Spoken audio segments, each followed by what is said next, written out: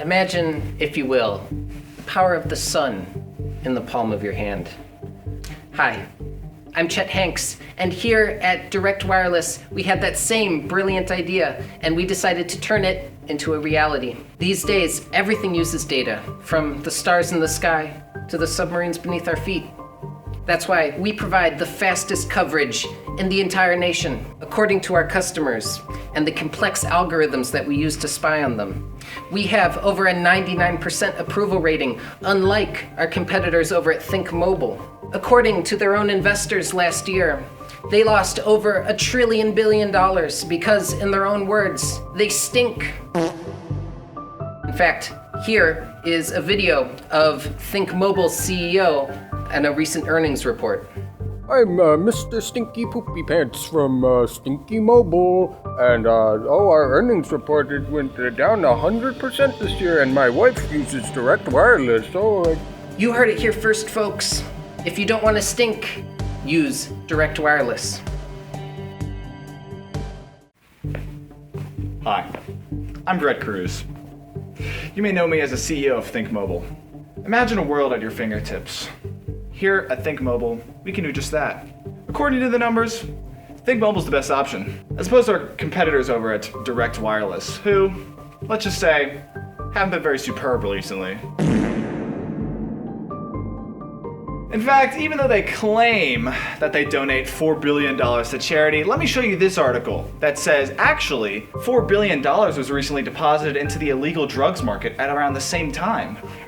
What's up with that? That's right, folks, things don't always appear as they seem to be. But fortunately, we have some positive reviews to show you about Think Mobile. Just remember to go with the option that always has your back. When you think in quality, think mobile.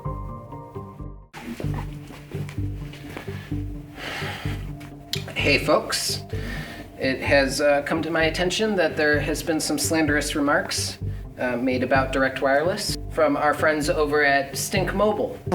And I just wanted to say, for the record, that these are categorically untrue. We have the most professional employees here. We have the most accurate reporting of data that anyone has in the world, especially better than Stink Mobile's, as you can see by this chart. Oh, then how'd this get in there? I guess this is my wiener compared to the CEO of Think Mobile's Brett Cruz. I think that chart speaks for itself. And if that doesn't convince you to switch to Direct Wireless, I don't know what will. And by the way, I could definitely beat up Brett Cruz from Stink Mobile. You wanna put your money where your mouth is? Who let you in the building? Sorry, I was just in the neighborhood, at your mom's house, thought I'd stop by. My mom's dead. Well, if I was your mom, I want to die too, so... Go to hell. I'll say hi to your mom for you, how about that? Okay, that's it. That's it. You wanna come at me? The first thing you have to understand is that we here were a family at the Agenda. Everyone knew everyone. We got Sophia the Shiv. Hey, I'll poke your eyes out too. Jimmy 8 times, who said everything 8 times like... I gotta go get the papers, get the papers, get the papers, get the papers, get the papers, get the papers, get the papers, get the papers. And then there was Benny 1 inch. Flaccid, 1 inch flaccid. Look, it grows, just... Undercover cop Steve. I sure love crime. And here we got Sleepin' Tony. Don't worry about him. Yeah, and then we had that bitch from HR. That is not my name. And we can't forget Jimmy Sweater Meat. Hey, you need some protein? And then we got Elliot Last Guy Higgins. So, think he's the rat? That is exactly the nickname that an undercover cop would have. So we doing this? Let's do this. Hey, Benny boy, what you drinking? What is that, hand sanitizer? Why don't you want to come with us? Come with us. We got some cannolis for you to taste. Yeah, they're right back here. Is that a noose? No, it is. It's a big cannoli on the... Are you tired of never fitting in? Always picked on? Wife doesn't love you? Well, that's all because you have normal socks, stupid. All of that can change with the new Ripped Socks. aerodynamic and versatile, you can do just about anything in these bad boys. You can even watch the Mario movies starring Chris Pratt as Mario. Don't just take my word for it. Listen to this satisfied customer. Pre-ripped what? Pre-ripped socks. That sounds stupid. We've got plenty of styles, such as ripped, convertible, crop top, open-toed, toed, and literally just the ankle. Couldn't you just rip your own socks and save money? No, you stupid bitch! Who said you even need shoes? These babies are so strong, they can withstand all the elements. Me and my friend bought a pair, we really liked them, honestly, but we were walking downtown in like the shady part, and he didn't have any shoes on, and needle went right through his the hole in his pre-ripped sock, and went to the hospital, and the bills were up to like $200K at that point. I mean, if you guys could like maybe get us some money for a suit, or I don't want to have to take this to court. Who said socks just had to be for feet? Put them on, I don't know, your arms, I guess. It works as a mask. This is stupid. They help you study. You can even go to Eastway with them. Wait, don't go into Eastway. Stop. No, you don't want to do that. Much better. I don't know. I kind of like them. So come on down to www.socks.com where you can buy any pair of ripped socks that you want for just $89 a month. You too can... You know what? This isn't gonna work, guys. Can it? We're starting all over. Forget it. Just can it. We're not doing this. Hey everyone. I know it's been a while. Remember back in the day when we used to play around and talk to Blue and Mr. Salt? Then I left for college, and that was really hard. I was able to accomplish a lot, and I wouldn't have if it wasn't for you. And look how much you've accomplished. You've gone off and... Wait, what have you accomplished? I mean, I spent these last few years getting my degree. You just sit there getting high at 10 o'clock every single morning. Just sitting around what? Watching Japanese cartoons? You play League of Legends for 15 hours a day, angry the whole time? God, you need to get it together, man. By the way, I'm not just talking to anyone specifically. This is specifically for you, Jason Agnew from Denver at 241 Cherry Avenue. Yeah, this is an intervention. Your family's worried about you. Stop correcting people's grammar all day online and read a book for once. Quoting 1984 doesn't count because you've never read it, you douche. And by the way, there's no such thing as an incel. Women don't like you because you're a bad person. And you don't have a dark sense of humor, you're just racist. I was just supposed to come here and talk to you about your drug problem. All this other stuff, it's coming straight from me. Your friends are sick of you. Your family's sick of you. I mean, this is the first time I've seen you in years and I'm sick of you. And you haven't even said a word. It's all terrible, just awful. Please do everyone a favor and delete your Twitter and touch grass, you pathetic slob shell of a human being. How about you blues could do a job so you can afford to pay rent to your landlord? Oh wait, I mean your parents. Screw Steve. I'm getting on Twitter. I wasn't done yet, Jason. What?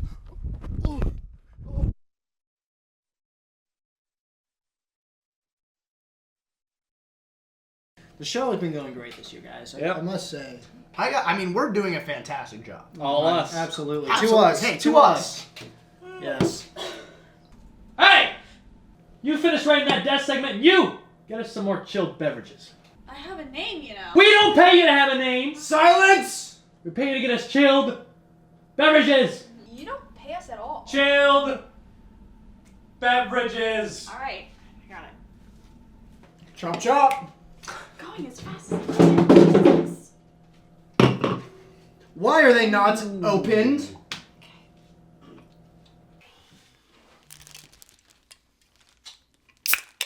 What is taking so long?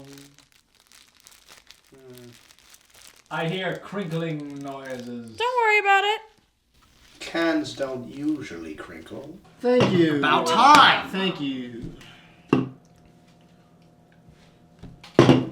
Tastes refreshing. Tastes a little funny.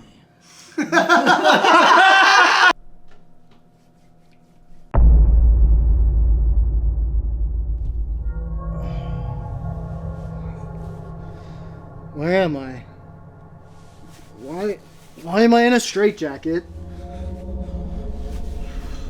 Why am I in a gay jacket? I don't know, dude. Don't worry about that. You're in safe hands. It's time for you guys to retire. Wait. Where's Noah at? Well, wasn't easy, but we took care of him. Hey gang, coming at you live. It's Noah Hughes from the Agenda. In here, kind of this murder basement type situation.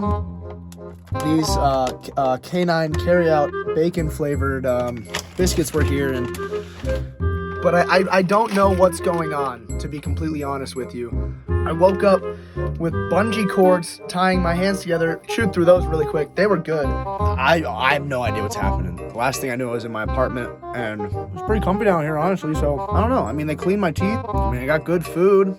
I'm pretty happy. Hold on, wait, what about the show? I'm almost free. You guys can just sit tight. It'll be on any minute now.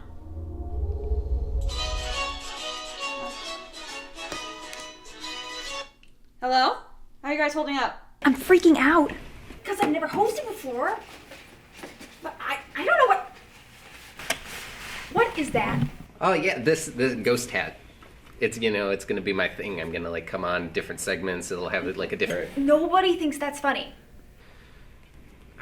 I think it's funny. Will you just take it off? Sorry. Can you ask them how to host? I said ask them how to host.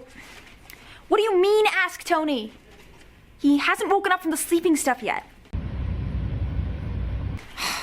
Well, I don't know what did I just say? I really just think that this is like. I really think that it's gonna be. What did I just say? Take the hat off. Yeah, take it off! Because it's fucking stupid. You can't say that because we're gonna go like live in 3 seconds and they What do can't you mean beat 3 you when we're seconds? live. 3, 2, 1. Okay. Hey guys. I know you haven't heard a lot about, from me in the past few months. I'm sure you all heard what happened. And a lot of you probably won't look at me the same way again, but I feel like it's finally time for my response. My condolences to everybody who has been impacted by this. Critical even made a video about this, so that was kind of an eye-opener for me. At the time, I didn't really realize the impact of my actions and what they would cause. You can call it negligence, you can call it overconfidence. I mean, I was having mental health issues at the time, so I don't really know if you can blame anyone in particular for this. The people I was working with at the time didn't see any issues beforehand, but clearly something was wrong, and I know that now. As to whose fault this really is, I'm not really at liberty to say. I don't really know if anyone in particular can be blamed for this, really. And to the 10,000 of you who ordered the new merch, I'm sorry, but this is going to be putting a hold on that, on shipping for a little bit. I know, I'm sorry. I didn't think cancel culture would go this far, and frankly, I'm disappointed in us as a culture right now. Many world leaders have reached out to me for my take and possible collab, but I can't risk the CIA knocking down my door and finding my location as I'm in hiding, so I can't really risk doing that just for some prime minister who's clout chasing. This apology took a while to come out, I know. I've been on a mental health break recently, and I just didn't want to clog up your notifications. If you've ever given an apology like this before, you'll know how hard this is for me. But apologies to all of you who I offended. I strive every day to be a better person. But to some of you, you'll never look past the fact that I was the person who crashed the Ever Given into the Suez Canal. So. This video is sponsored by Squarespace. Today, we've got quite the guest. He dropped out of Harvard in 2005 to work on Facebook.com. He became the world's first self-made billionaire at just 23 and has recently unveiled his newest project, the Metaverse. He's none other than Mark Zuckerberg. Yes, hello. It's great to be here. I'm actually a big fan of the agenda, and I'm a big fan of new experiences, creating new experiences. Well, that's great to hear, Mr. Zuckerberg. And with my newest project, the Metaverse, I'm hoping to bring these new experiences to you, to the everyman, if you will. Now, some humorous little cretins online like to compare my metaverse to the digital world of the Oasis from the movie Press Start. No. Ready Player One? Ready maybe? Player One, yes, that one. Yeah, I like that movie a lot. Its box office earnings are what I make in an hour, so it literally means nothing to me. But, as I was saying, the metaverse is very much different from the fictional world of press start video game player, because the metaverse is crypto compatible. Okay. If you die in the metaverse, you die in real life. Let's move on to climate change. It is a very serious issue, and despite recent efforts to go green, our global carbon emissions are still on the rise. And experts are saying by 2050, there could be devastating consequences across the globe. As the owner of a multi-billion-dollar company, many people are now looking to individuals like you to spread awareness or fund green initiatives. Do you have anything like that in the works? You see, this is a fantastic point. Thank you for addressing this. Of course. My metaverse does allow NFTs. We support a wide range of cryptocurrency, not just Bitcoin, but Ethereum, Doge, Cardano, Solana, XRP. Okay. I'm sorry. You might have misheard me, so I apologize. What are your plans for slowing carbon emissions? Carbon what? Did you guys know that Jesse Eisenberg is an exact genetic copy of me? You guys have seen The Social Network, right? Yeah. I have. I can see why people think you're a lizard person. Are you, Mark? Are you a lizard person? Well, people ask me all the time if I'm secretly a lizard person, simply pretending to be human, poorly emulating human emotions and expressions. You can also commit tax evasion in the metaverse. Okay. I think that's all the time we have for Mr. Zuckerberg today. It was interesting for sure, but the agenda will be right back. How's your Aunt Dorothy doing, Sophia? What? Suffered from stage 6 Alzheimer's in 2008. She doesn't have much time left, does she? How do you know that? Does she still remember you, Sophia? It would be a shame if the hospital underwent a power outage, especially in her condition. Can we, cut to commercial or something? If you want it hidden, don't put it on The Social Network. Privacy doesn't exist anymore, and neither do you. The agenda will be right back. Good evening, folks! You said I could do the intro this time! No, I said I was doing it! I'm you, and you're also me, which means it was my turn! That literally makes no sense! You knew what I meant when I said that I wanted to do the intro! No, but... Good evening, everyone! Tonight we have a very special guest here in the Apocalypse, a completely normal man. He's just a normal guy! Can we call you Guy? No, that's Ryan Reynolds. My name's Michael. Now, Michael, you said that you do not retch copious amounts of black bile every morning. Not unless the Cubbies lost last night, you know what I'm saying? Curious. But how did you feel after you were awoken from cryosleep, only to discover not only had the world ended, but the entirety of Chicago was nothing but a smoldering crater? Oh, well, it was definitely a bummer, let me tell you. All I had on me was, my lucky pen and a Walmart receipt for a lot of ammunition. But it's finally nice to have some peace and quiet around here without the old ball and chain nagging my ear off. Yes. The extinction of both balls and chains have been a blessing to some of us here in the Apocalypse. And a curse to others. Now, say, fellas, how's it you three all came to be conjoined and all? Well, it's a mutation, you see. I was originally one person down, but due to extensive amounts of radiation, I grew copies of myself. Wait, hold on! Your brain copy itself! I'm pretty sure my brain copied it and your copies of me! Well, then why are you on my shoulder? Our shoulder? It's our shoulder, and the reason why you two mutated on that side is because I have scoliosis! Wasn't that the fella from He-Man? No, you're thinking of Sans. No, he's from Undertale. You know what? I've had it with you parasites living off of me for far too long! You're always nagging me and interrupting me and with fake words like mitosis. Balls! I've had it! I'm getting you two off my shoulder, and I'm taking my show back, starting with you! Dude, come on! Holy smokes! And you're You idiot! I'm you and you're me! You've doomed us all! Try stopping me now, you son of a... For crying out loud. Wait, what's going on? Yeah, this is a two-headed man. I tricked him into thinking they had three heads, so I didn't have to pay taxes. Even in the apocalypse, the government just wants to take our money. You said it, dude. The agenda will be right back.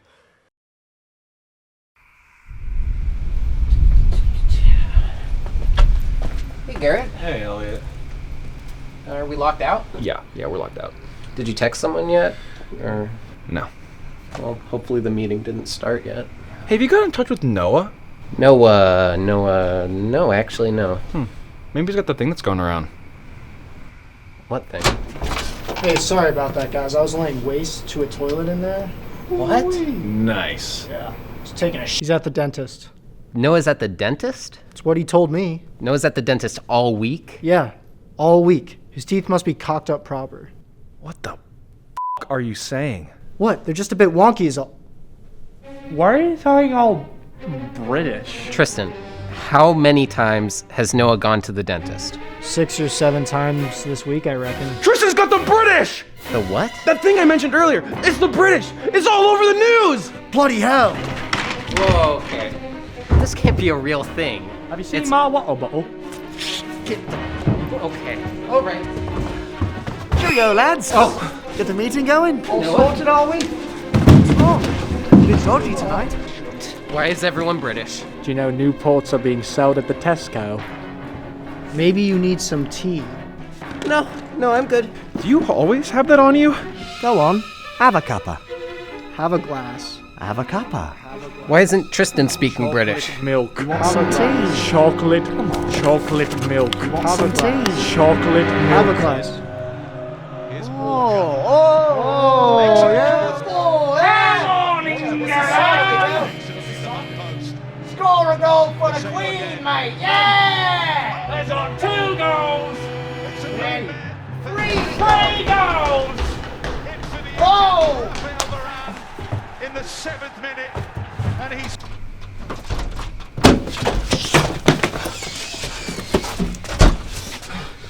Tony, what are you doing here? I'm doing great. I was just making sure all the doors were locked by 9, because, you know, the building locks at 9, so just doing my civic duty over here. I was going to head to the agenda meeting afterwards. Is everything alright? What's happening? Yeah, it's fine. It's fine. We'll see you in there. Okay, yeah. See you, Tony. See you.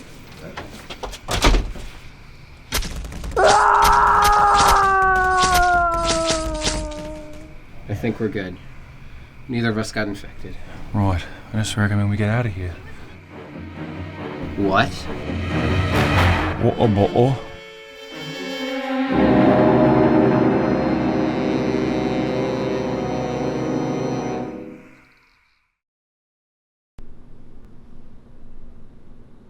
You know, I don't think I've actually seen you without a mask on this whole season.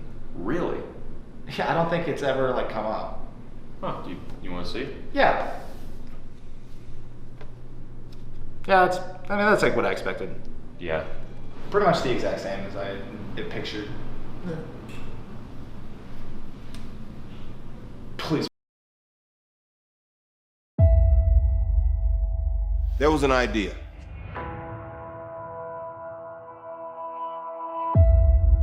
The idea was to bring together a group of remarkable people. See if they could work together when we needed them to. And fight the battles that we never could.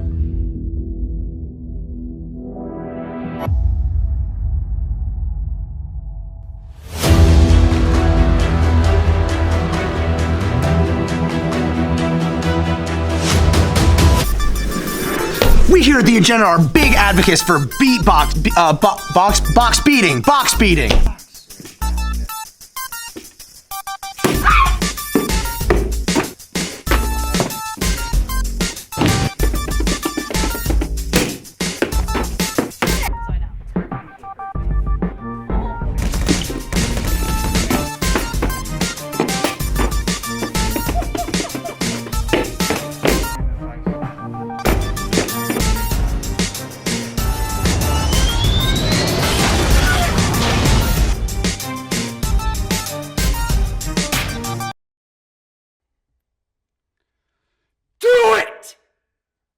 Just do it! Shut the f up, little man. Transformers 2 suck! Sup, betas? I'm Trip Crypto, here to enlighten you on the Sigma style. First things first, if there's any women watching, stop. Only men can be Sigmas, No females, so get in the kitchen and get me a sandwich! When becoming the ultimate Sigma male, you gotta follow the Sigma steps. Swag, intelligence, cryptocurrency, tiger-like reflexes. Sigma males throughout history.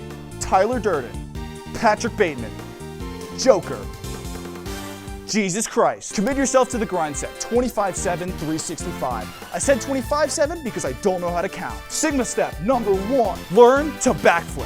This may not sound important, but you'll instantly win any argument. Why would we repeal the 19th Amendment? What is wrong with you? Sigma step 2, make $1 million. How? One word, pyramid schemes. Sigma step 3, become a lone wolf. This is the most important step.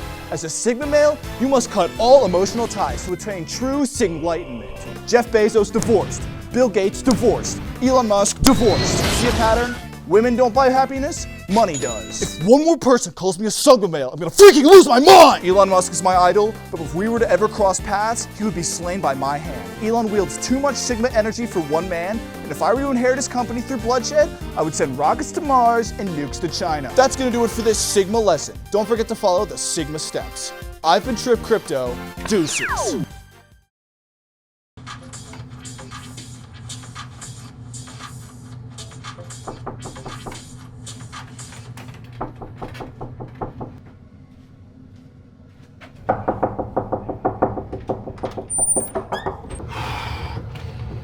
Hey, Nick. Did you run all the way? Yeah, it's important. And you just couldn't have now like text me over? No, somebody could have been listening. Over Snapchat? Oh, hey Nick. Dude, stay out of this. Okay. I'm kind of busy right now, so can you just like maybe like come back later? We should go viral. What? Okay, listen, all we gotta do is just make like one really popular dance on TikTok, okay? And then we'll be like rich. Okay. First of all, it's not that simple. Second of all, you don't even have a TikTok. So like why of all times do you want to go viral? Anthony, what do we always say? It's about drive. It's about power. We stay hungry. We devour. Put in the work. Put in the hours and take what's ours. I get some in my veins. My culture bang. Dude, you're not part of this.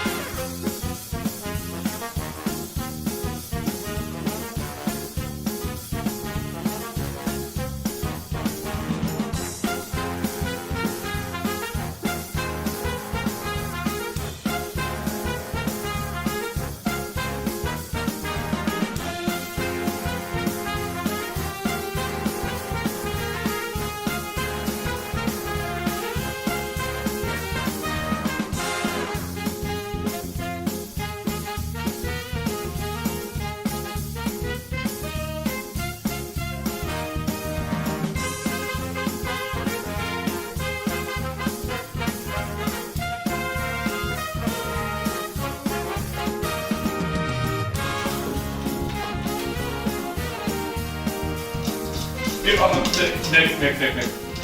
I feel like we should like have a song picked out before we come up with a dance. Why? Because it'll make the process easier if we like have the song chosen already. Okay, well, do you have like a song in mind? You know, I think I have just a song.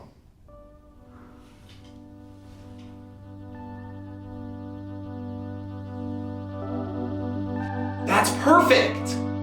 That's what I'm saying! You know, I was thinking maybe we can start with something like this. And then like this? Yeah. Yeah! Okay, and then after that, maybe do like a little bit like this action. A little bit of this? Yeah! Some of this? Oh! Some of this? Oh, now you're talking. Oh, yeah. Maybe bring this back. Bring it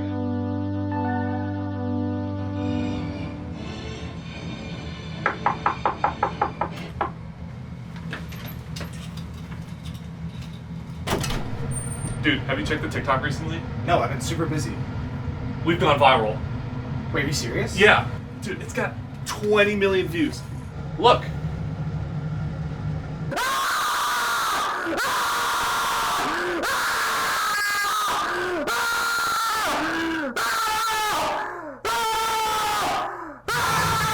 Okay, this is happening really fast. We're viral. I mean, yeah, we got 20 million views. That's a lot. But we gotta remember, our #1 priority is our integrity, okay? We're not in it for the money, we're in it for the views. If we want to succeed in the long run, we have to stick to our integrity. No, I gotcha. But just out of curiosity, like, how much money did the TikTok make? Good question. Let me check real quick. We got 83 cents. Can I see your phone real fast? What? Nick, what? Dude. Nick, what? I don't think this is working.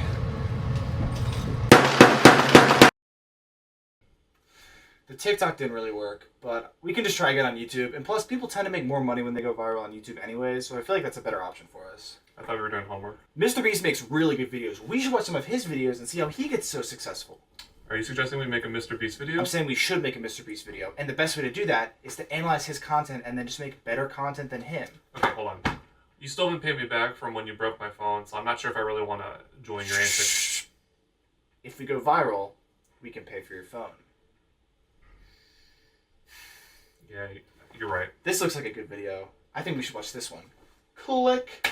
I just aired a brand new video in this huge $1 million auditorium to my subscribers. The goal of this video is to create a real-life comment section where I can talk to my subscribers face-to-face right after they see the video. If you like this video, be sure to subscribe because at the end of this video, I'm doing a $200,000 Beast merch giveaway where random new subscribers will get my free merch for free.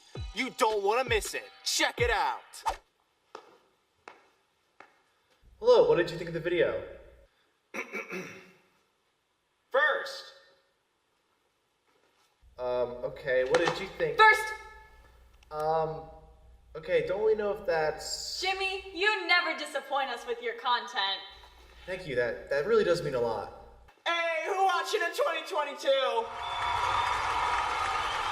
You know I just aired the video like 20 minutes ago? Hey guys, isn't it funny how much Chandler always loses these challenges? Yeah, that is pretty funny. Whoa! Edit 1, thank you guys so much for the applause. Edit 2, wow, you guys really like this post. Thank you for all the applause.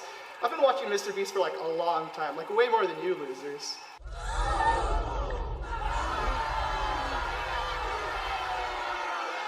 Edit 3, whoa guys, it was just a joke, alright? Like, you're not losers, it was just like a joke. Like, This is not allowed! No! Security! Jimmy, you never disappoint us with your content. Yeah, you already said that. Hey everyone, it's me, the real Mr. Beast 7777. What? I'm giving away free PS5s. Just come out with me, we're gonna leave the venue, we're gonna go to the parking lot, and I'll give them all to you. Just come on, follow me! Okay, get real, dude. Obviously people are smart enough to know that you're not... Jimmy, you never disappoint us shut with up your already. content. Please, Mr. Beast, come to my house and give me $1 million. Please, please, please. My name is Cameron Bradbury. I live at 83 Broad Street, Westlake, Ohio, 44043. My IP address is 1.97. What'd you think of the Mr. Beast video? I mean, it was good, but do we even have the money to make something like this? Well, I mean, you gotta spend money to make money. You know, it's like the saying. You know, it's a whole thing. But we don't have the money in the first place. Not with that attitude. That doesn't even make any sense. Listen, dude. Until you figure out a real way to buy me a new phone, don't talk to me, okay? Dude, wait, I have so many better ideas that we can do besides just... Ah!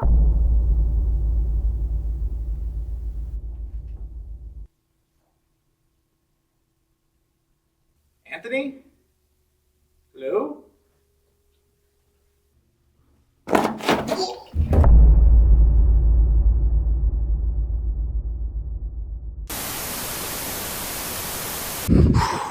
Hello, my name is Nick Thaman. It appears as if I'm stuck in some sort of backrooms or something. A liminal space, if you would. I'm making this found footage video so that if I die, you can put this on like a Netflix documentary or like a true crime podcast or something, I don't know. I follow my friend Anthony down here, but at this point, he could be as good as dead. I'm right here, Whoa! Bozo. What are you doing? Oh, I thought you were dead. Dude, you just said I was dead, and the first thing you do is you start recording? Vlogging, okay? And, like, think of the content, okay? What is that? I don't know.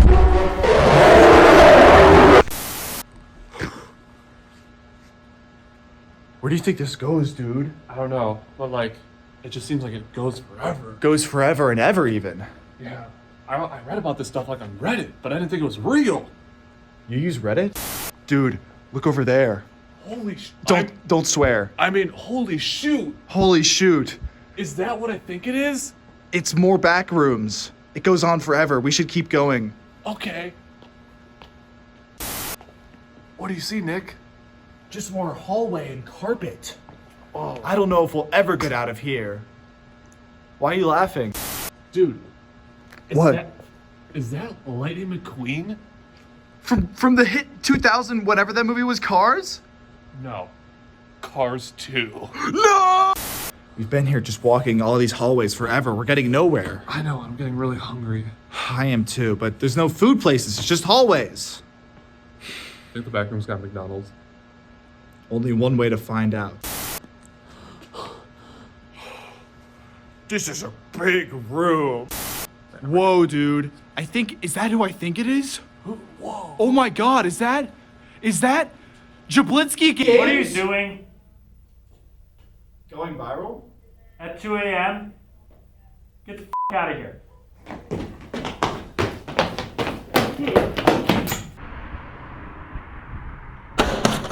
Damn it, dude! We had it this time. This was actually a good one. Dude, I gotta find my glasses. I'm so disoriented. What? Oh, yeah, those are like surprisingly expensive. I hope you find new ones.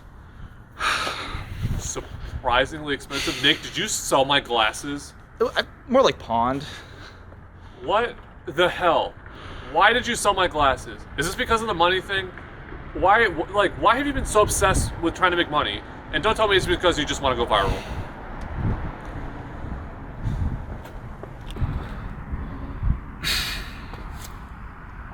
I'm $70,000 in debt. Really? I'm too. We all are. It's college. We're all in debt. No, like this is serious. Like Nicolas Cage buying dinosaur fossils serious? Yeah, dude. That's serious.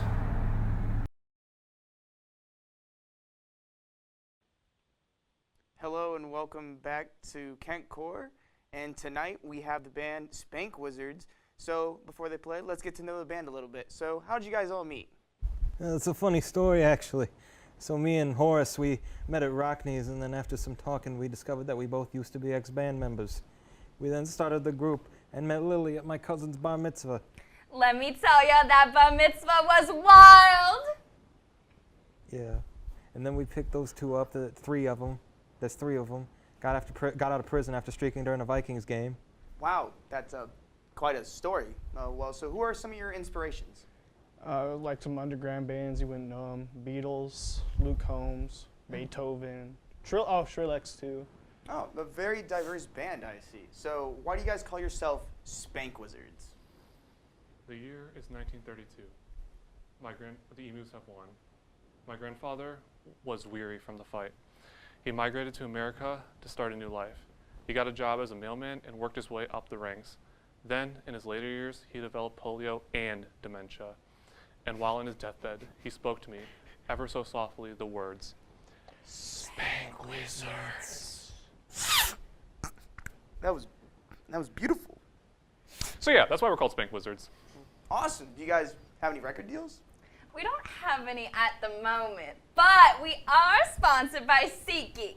Use code SPANK for 20% off your first purchase on the SeatGeek app. That's not true. We are not sponsored by SeatGeek.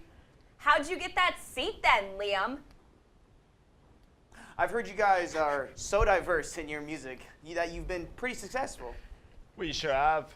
Our Instagram account now has amassed over 5 million followers, and we beat that stupid egg in the most liked Instagram post with over 69 million likes. Nice. Thanks, Josh. We've got some photos of us with some well-respected people. Here's us with Kanye. Here's us with Kermit and Miss Piggy. Yeah, definitely not photoshopped. I don't know what that is. Here's a photo of us in Paris with the French President Emmanuel Macron. And here's a photo of us outside the courthouse during the trial of O.J. Simpson. Whoa, we definitely can't show that. I think that's enough questions, but I am eager to hear you guys play. Okay. 1, 2, 3, 5.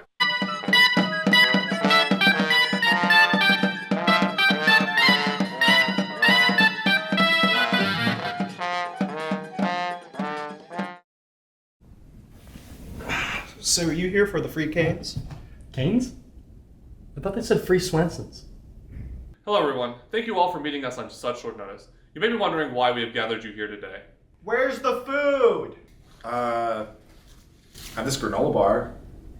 Anyways, together, me and Nick have decided to start our own business. Introducing Appel. And we want you all to be a part of it. Our company will be built around various levels of selling. Wait, is this a pyramid scheme?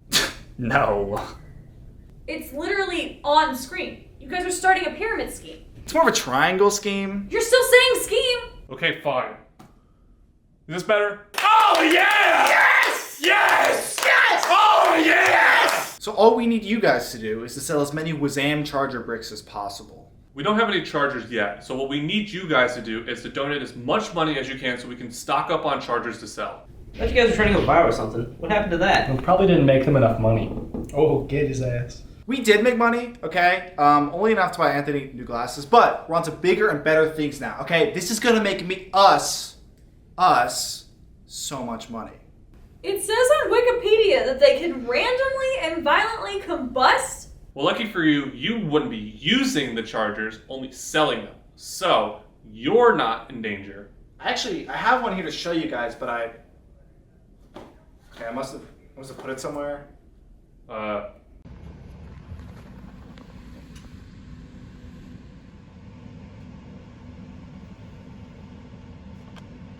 So who's in?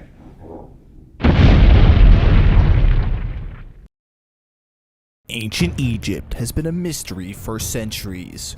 Who built the pyramids? Was it aliens? Transformers? Because it couldn't be the slaves. Archaeologists have been mystified over these strange creations for decades, scouring the pyramids for any clues into the hidden past. But all those who steal from the pyramids are met with a terrible fate. Howard Carter, archaeologist who died tragically shortly after he plundered the pyramids. But there are many others you may not have realized were cursed by the pyramid. T.E. Lawrence, he crashed a motorcycle after going through the desert. Cursed. JFK, he got mysteriously assassinated right after visiting the pyramids, probably. Cursed. Jerry Seinfeld, look at how bald he is. Now that's cursed. Cursed. All of these people and many more secretly stole from the pyramids and paid the ultimate price. This is The Curse of the Pyramid, a documentary premiering next Sunday right after the life of Harriet Tubman, American hero, and before the Nazis created AIDS, only on the History Channel. Welcome back to The Agenda. We decided to give our reporter Darian a call. He's been on sabbatical for the past few weeks, and we thought it'd be fun to check in on him. Darian? I'm here in front of the vast Rorschach Pyramid, the 5th largest pyramid in the world. I've been exploring it for weeks. There's just so much here. Hold on. You're saying you spent your whole sabbatical at the vast Rorschach Pyramid, yeah. It's got 32 floors, so I figured I'd spend one day on each floor. So what, did you spend a whole day in the lobby? Yeah, and what's tricky is that the hotel rooms start at the 5th floor. Uh-huh. Darian, why are you at the Bass Pro Shop Pyramid? It's the most puzzling thing, Catherine. Now, the Egyptian pyramids, people go on and on about those, but this one is much more fascinating. The runes, the artifacts, and they're all in such great condition. Runes? Artifacts? It's a Bass Pro Shop, not an archaeological dig site. And why is it the only pyramid in Memphis, huh? You're saying that someone just randomly decided to build the 5th tallest pyramid in the world as a Bass Pro Shop? No, there's a secret here, and it's a secret that I plan on uncovering. Whatever, Darian, as long as you're not breaking anything. Oh no, I've torn down plenty of drywall trying to find the hidden secrets, but so far the only secrets I've found have been exposed wires and dead squirrels. Haven't you gotten in trouble yet? Oh, don't worry, they always try and find me, but I hide in the walls. That's where I've been sleeping. All right, we'll talk about this later, because that's coming out of our pocket. Not if they don't catch me. And how much did you spend on that hat? Hat? Oh. Huh. Guess I must have walked out of the gift shop with this. You stole it? This is bad. Not on purpose. I was just trying it on and I guess I forgot about it. Darian, you stole from a pyramid. Don't be ridiculous. You think I'm gonna get cursed or something? This is serious, Darian. You need to pet that hat back before it's too late. And he's a skeleton.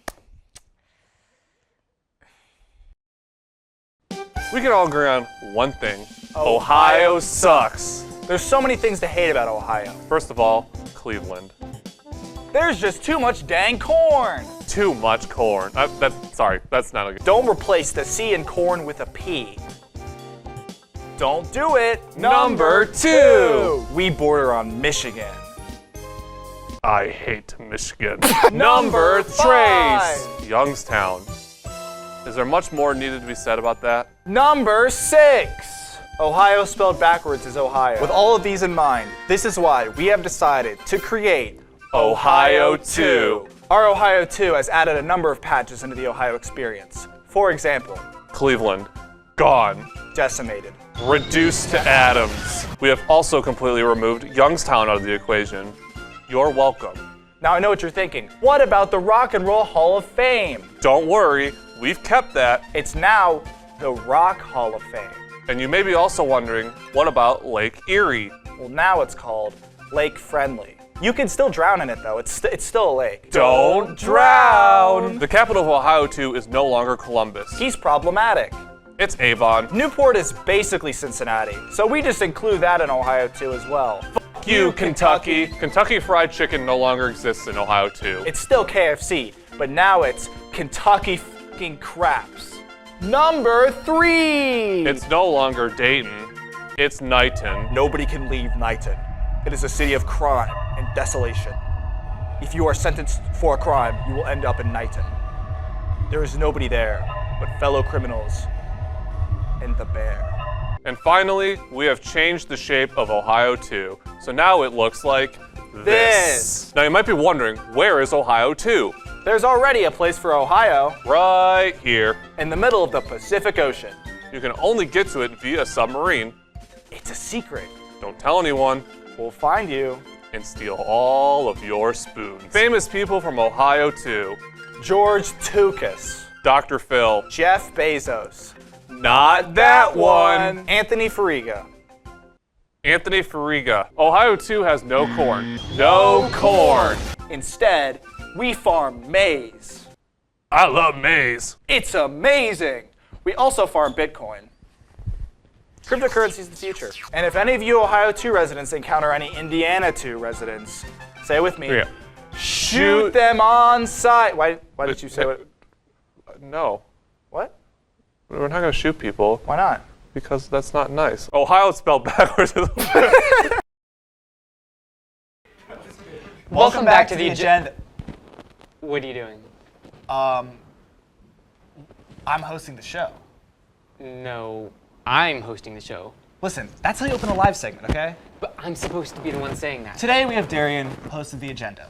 And we also have Nick, host of the agenda. All right, listen, I'm doing the interview here. Okay, clearly it looks like the producers made some sort of mistake here. Yeah, they probably didn't even read the script beforehand. Wait, this is scripted?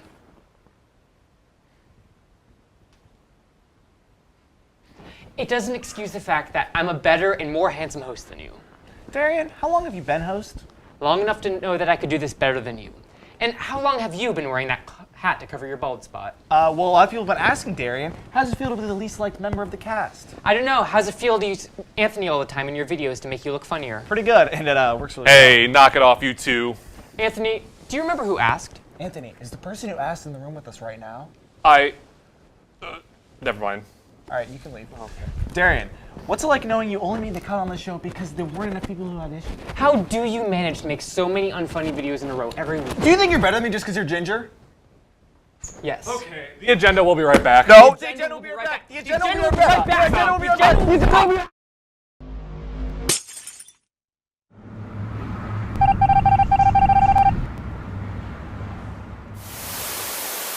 All of your friends have one. Even I want to try this product. It's so modern. You want to buy this product. The new chest stabber. Buy one today at any dystopian Best Buy near you. Here is your chest stepper. How does such a contraption work? It's as simple as this. Bloody hell! What's all this going on here? Well, this salesman came by to give me a new cell phone, and he died. Somehow. How strange. But these devices are quite good. Just got one myself. What's going on? People keep dying mysteriously. It must be these new technology devices. Perhaps I shouldn't get one after all. This is the dystopian police.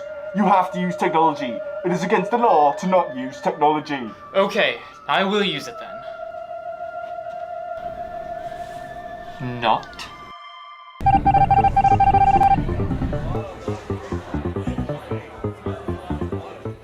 My friends, you'll never believe what I've just seen. What was that? We can't hear you. We're too engrossed in this new technology. No, you mustn't use those. They've been killing people. They're really very good. You should get one, and then you can be just like us. Can't you see those things are killing you? You have to get rid of them. What was that? We can't hear you. We're too engrossed in the new technologies. Will you please look away from your phone and listen to me? Fine, I guess you're right. I'll put down the technology. Thank goodness. For this even better new technology! No! It will kill you! By the futuristic queen!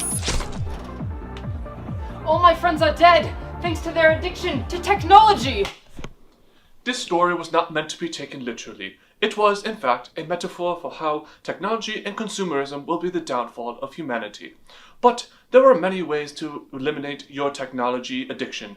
For example, if you're a parent, you can set limits to your child's exposure to technology and monitor what they're viewing. Also, go touch some grass, you dimwit.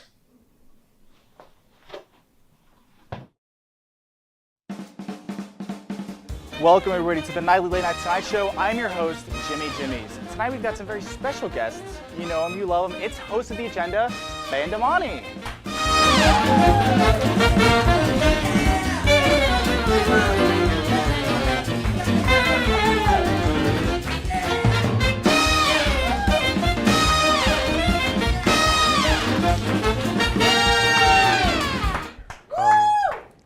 Who is that? Oh, that's our studio audience. We could only afford one guy, so. Okay, Faye, why are you sitting there? That's the seat for more important people. I should be And there. your point?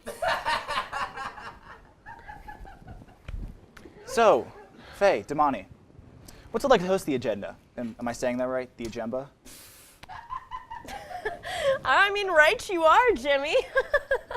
Honestly, being the hosts of such a prestigious television program is quite a lot of work. You know, everyone tells us we're so similar to SNL, and we're constantly competing with them. We are. We're like two sharks in a shark-infested sea. There's other sharks. We're swimming. We're eating with our teeth. No, we're nothing like SNL, okay? We don't do monologues, okay? They never have guest hosts. They don't even have themed episodes. They have different casts and writers. We do everything on our own. All right, that's enough, Dasani. So, Faith, what would you say is the hardest part of hosting the Agenda? Frankly, Jimmy, can I be real with you? You can be real. We're friends. Absolutely. We're friends, guys. We're We're friends. friends. We're good friends. not Actually, after the show, the paparazzi outside Franklin Hall can get really overwhelming. So, honestly, what I'll do is I'll disguise myself. I'll wear this Gemini crystal, even though everyone knows I'm a Virgo. That's Yeah. genius. Thank you. I would Thank never have thought of something you. like that. What do you do, Damani? I just wear anything that's not Markiplier merch. It really throws people off. Can he say that? That would sure fool me. Now, Frank Wasabi, I believe you have a couple of videos to show us. What videos? Were we supposed to prepare something? 'Cause Yeah, I sure hope not. Oh, they're not prepared. Why don't we take a look? So true. Sometimes comedy works better with two people. That's why here on the Nightly Late Night Tonight Show, I've added a new secondary host. Don't call him a sidekick, even though that's exactly what he is. It's Brody. Thanks for having me. I'm excited to be on the show. Okay, that's enough out of you. It's time for my monologue.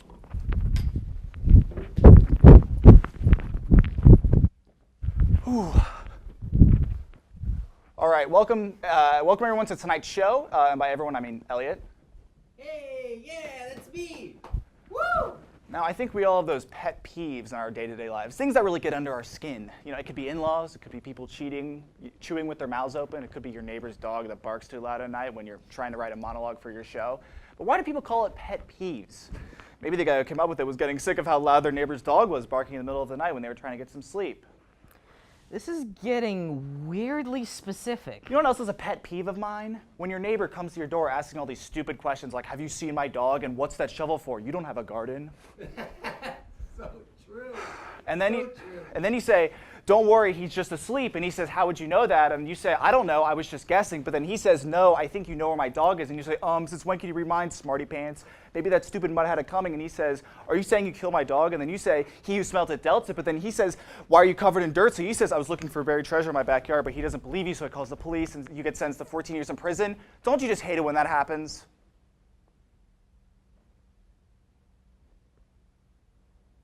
That happened to me once, too. All right, no, this is not relatable at all. What is wrong with you? Another pet peeve of mine is paying my co-host. Man, those videos sure are funny. What was your favorite one, Brody? You know, I like the one with... Didn't ask. Anyways, our next guest needs no introduction, but I'm going to give one anyways. He just released his 7th comedy special titled The Death of Comedy. You can find it on Netflix. It's Jeb Jorgen. Now?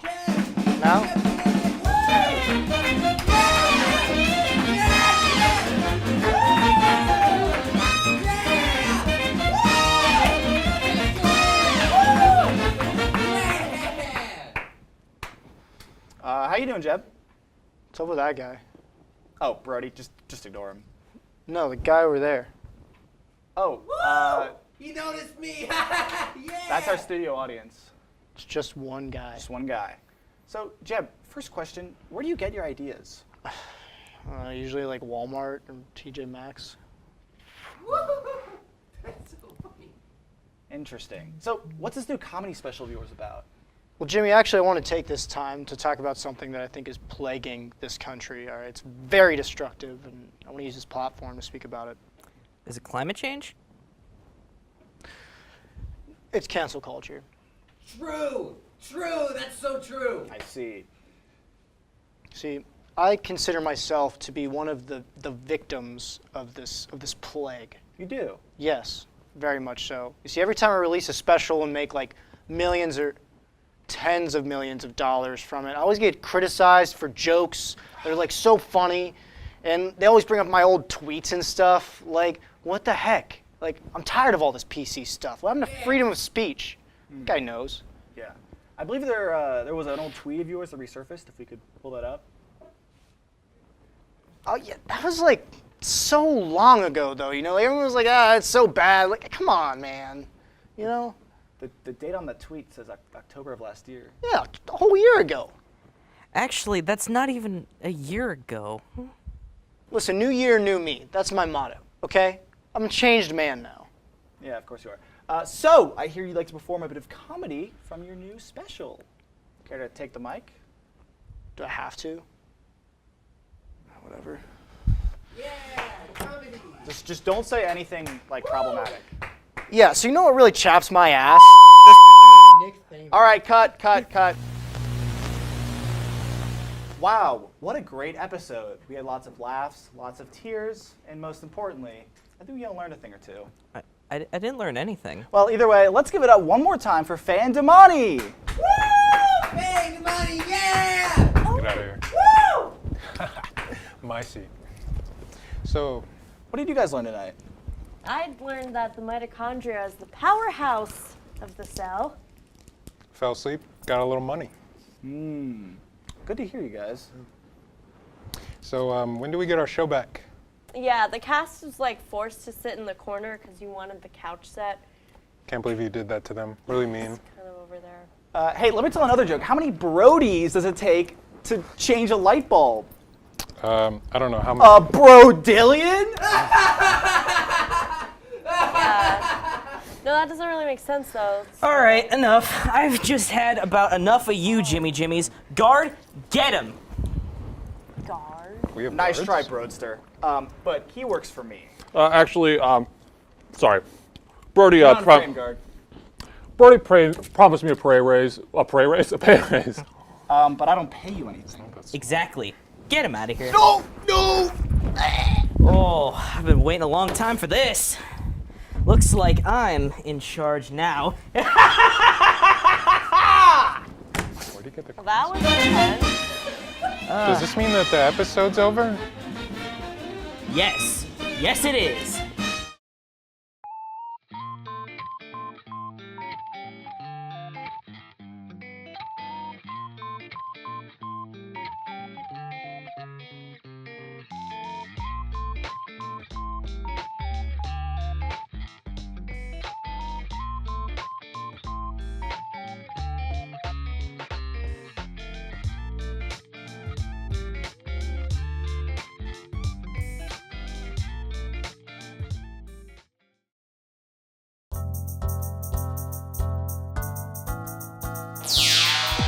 Hack complete. Sorry, noob. You've just been hacked. It took minimal effort to infiltrate your mainframe. And now all your personal data belong to us. Reference. You probably wouldn't get that. Now, before we sell all your information to the deep web, allow us to introduce ourselves. I'm Hex Codex, brilliant hacker and Reddit connoisseur. I am called Dwarfius, and I offer you two choices. You take the red pill and accept you are being hacked. Take the blue pill and forget this ever happened, but your systems are still hacked. While we might appear to be in the same location, we're actually on opposite sides of the globe. Me in my lovely mother's basement. And I am currently stationed at my secret hideout in Kyoto, Tokyo. I am hiding from the Yakuza for hacking their bank accounts and spending all of their money on statuettes of our queen goddess waifu herself. Lukoa. All hail the dragon goddess. How exactly did we hack you so effortlessly? 3 steps. First, our super secret cyber scanner scanned the World Wide Web for feeble-minded firmware such as your own. Shut up. Next, we uploaded our malware into your systems, corrupting them from the inside and creating an opening for us to extract your files. And just like that, your mainframe is ours. Oh, you thought there were 3 steps? Rule number 1-1, never trust a hacker. However, you don't appear completely feeble-minded. We are currently looking to expand our numbers, so I offer you 2 choices. Take the blue pill, and the story ends. You wake up in your bed and believe whatever you want. Take the red pill, stay in Hackerland, and I will show you how deep the hacker hole goes. We can hack anything. You wouldn't steal a car? Nice try. You think that's impressive? Behold.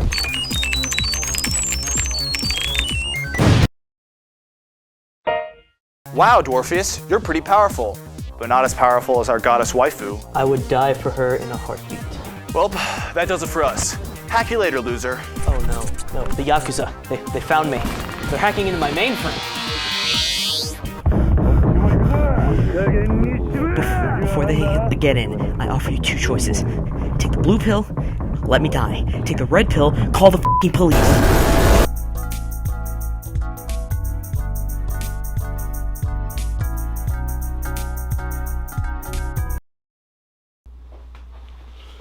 So, what are you in the mood for? I was thinking maybe we could watch the new Top Gun movie. I haven't seen it in theaters yet. Yeah, I haven't either. What is it on, like Amazon? Who said anything about Amazon? You pirated it? Dude, it's like $6. What's wrong, matey? Too afraid to sail the 7 seas? So you talk like a pirate now? Aye, the movie be starting. Nobody talks like that. Yeah, Niner. We're looking at some nice planes out here. It's very, seeing a lot of clouds up here. Very pretty day. Copy that, Niner. It sure is a beautiful day outside. Oh no, the enemy! The enemy's attacking! What? You've been hit? Ooh, this is my favorite part. Tom Cruise, help me! I want to have a side character. I'm dying. Tom Cruise, save us! No! Oh, they got me! Chief, they hit me! They hit the plane! Oh, it's like they're using their Top Gun on us! We're going down! No! Where did you even get this? Can we watch like an actual movie? How about The Matrix? Oh, I love that one. Okay.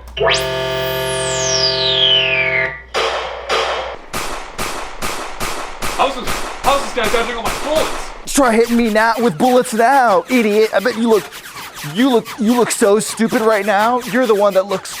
You look so dumb right now. You idiot. You look like an idiot. I'm the Matrix. I can do anything. Seriously again? It's the same guys too. That's just a coincidence. Here, give me this. All right, fine. Let's try this one. That's just the credits to Elf. Yeah, and I'm perfectly entertained. So either you can stay and watch these, or you can walk the plank. You're doing it again. Okay, fine.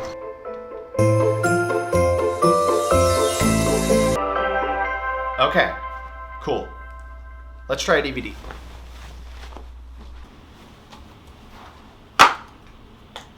Why is there a piece of bread in your DVD case? Where else am I supposed to keep my bread then? Then where do you keep your DVDs? What's a DVD, matey?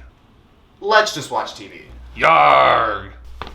Ooh, Better Call Saul's on. I am not crazy. I know he swapped those numbers. I knew it was 1216, one after Magna Carta, as if I could ever make such a mistake. Never. I just couldn't prove it. He covered his... Don't tell me you have pirated cable. Of course I have pirated cable. It's the best cable for land lovers like yourself. You gotta see a doctor, man. Do not answer the knocking at your door. No matter how hard he pleads, lock your door. Is that coming not from the door? all your windows, and stay away. No matter how much he bargains for you to let him, do not let him. He will tell you lies. Do not believe them. Just stay away from your doors and windows. You know what this means? Sleepover! Ah, yes. Another day in the Franklin Hall studio. TV2's sketch comedy show The Agenda was airing its newest episode, and the host was about to announce an unusual guest for this live segment. Welcome back, everyone. Today we got a very special guest on the show today, the narrator. A remark that I am happy to attend, which in reality could not be further from the truth. So, obviously, for those of you at home, the narrator here isn't physically present in the studio. He's more of an omnipotent being eternally commentating the minutiae of day-to-day existence to an unknown audience. So, people have been wondering, narrator, are you God? Speaking casually, I tell the host that I do not think I am God, because to me, every day is a living hell. Wow, ominous. Narrator, how do you feel about Morgan Freeman and his amazing contributions to the narration industry? Attempting to maintain a cheerful demeanor, I tell the host that me and Mr. Freeman have many creative differences over narration, and go on to say that I would like to move on to the next question. In reality, I despise Morgan Freeman because I know deep down he's better at narration than me, and I can't stand it. So, Mr. Narrator, is it really true you really know everything that's going to happen? I explain that I do indeed know the outcome of every event, and even what each person is thinking. Wow, that's quite impressive. I'm not going to think too hard about that or its implications on free will. Well, Mr. Narrator, do you know what I'm thinking? Ooh, no. What is in my future? I tell the host that I see a bright future ahead, filled with riches and true love. That's amazing news. Oh man, that made my day so much better to hear. The host was truly ecstatic to receive such good news. However, I had simply fabricated this premonition in order to avoid completely ruining the vibe of the show. Because in reality, the host has a horrible life ahead of him, full of heartbreak, pain, and ultimately cut short by a drunk driving accident. But oblivious to this knowledge, the host was in high spirits. Well, anyways, sorry, I'm all giddy now. So that's going to do it for our interview with the narrator. The host then ends the segment happier than ever. And while I felt a little bad lying to him on broadcast television, I was content seeing the host happy for the last time in his short, miserable life. The screen then faded to black, and the next segment began. The end. I like planes.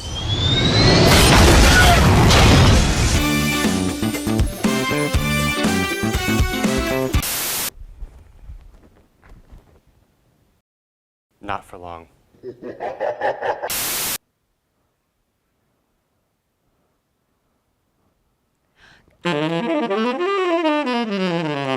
No, I'm sorry, I can't hang out. I have a huge exam tomorrow. I'm just gonna go home and hit the books. Hey, do you have the time? Yes, I do actually. He's got time! This town ain't big enough for the two of us. You think what I'm thinking? Rock, paper, scissors, shoot! Rock, paper, scissors, shoot! Rock, paper, scissors, shoot! Ah! Dude, I'm going insane. Don't you mean outsane?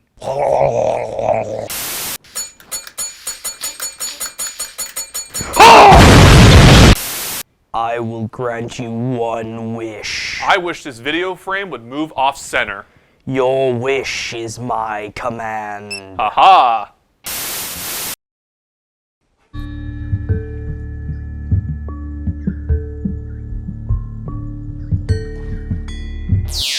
Mainframe acquired. Welcome to a Hacker PSA. Everybody has secrets. You have secrets. I have secrets. Too many to count. But did you know that the US government has secrets too? They can try their hardest to hide their Easter eggs from us, but unbeknownst to them, I've 100%ed all of their databases. Hello, Hex. Miss me? Dorpheus. Is that really you?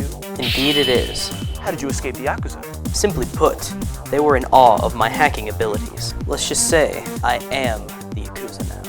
Well, good thing you're back, because I found some noobs, or should I say, recruits. Recruits? Have we grown stronger than Anonymous? Those noobs are our biggest rivals, always one mainframe ahead. Well, let's see what happens when we leak a whole heaping spaghetti pile of conspiracy theories. Or should I say, conspiracy facts? My name is Databyte, an expert in digital databases. I have scanned every database in the world to tell you that oxygen is a poisonous gas that takes roughly 70 years to kill us. But the government doesn't want you to know.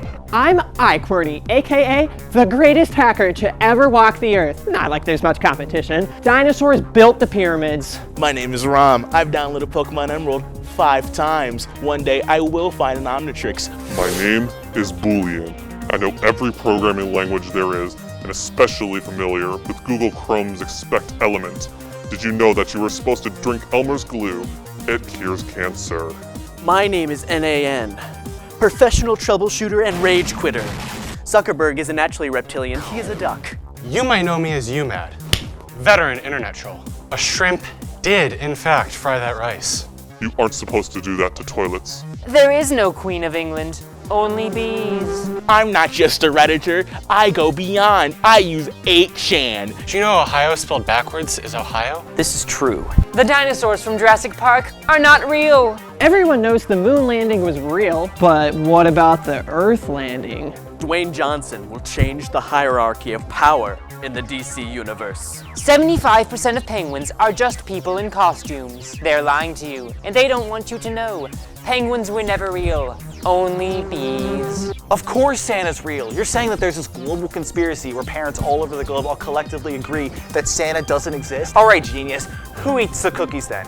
Who writes from Santa? So you're telling me a man just happens to fall like that? The moon isn't made of frickin' cheese. Penguins created the Queen Elizabeth, and she too is bees. It's all bees. True dat.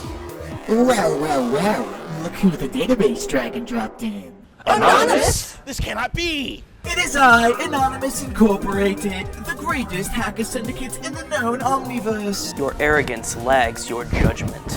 How did they hack through our firewalls? Foolish Hex Codex. Hacking into your database was like hacking candy from a mainframe. And now, Dwarfius, you and your band of noobs are about to get pwned. Hackers, time to Control-Alt-Delete this malware from our systems.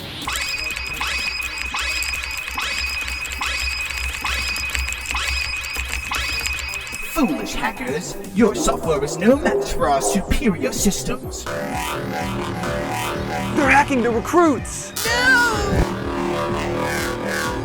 We control all, see all. You are now part of our database. Unless we use the forbidden move. No, Dwarfius. It's too dangerous. No hackers ever pulled it off. Lucky for you, I use a VPN. Oh, word? Anonymous, touch grass. It appears Anonymous was no match for our hacking might. Hack you later, losers. I got to live.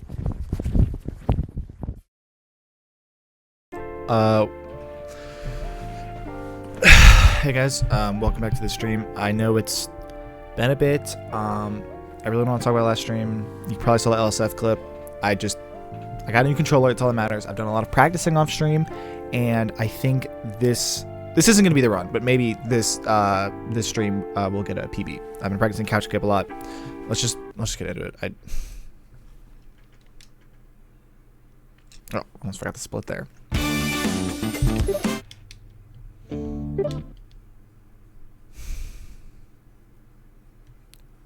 Thanks for the Welcome bits. back to this week on the I'm agenda. not We're saying that. here with our other host, Catherine, I'm also who not getting a still haircut. passed out from the Young Gravy concert last week. All right, we need to get this thing moving. Hey, thanks for getting more Sharpies, Ben. Can we get this episode started already? That's a pretty good skip.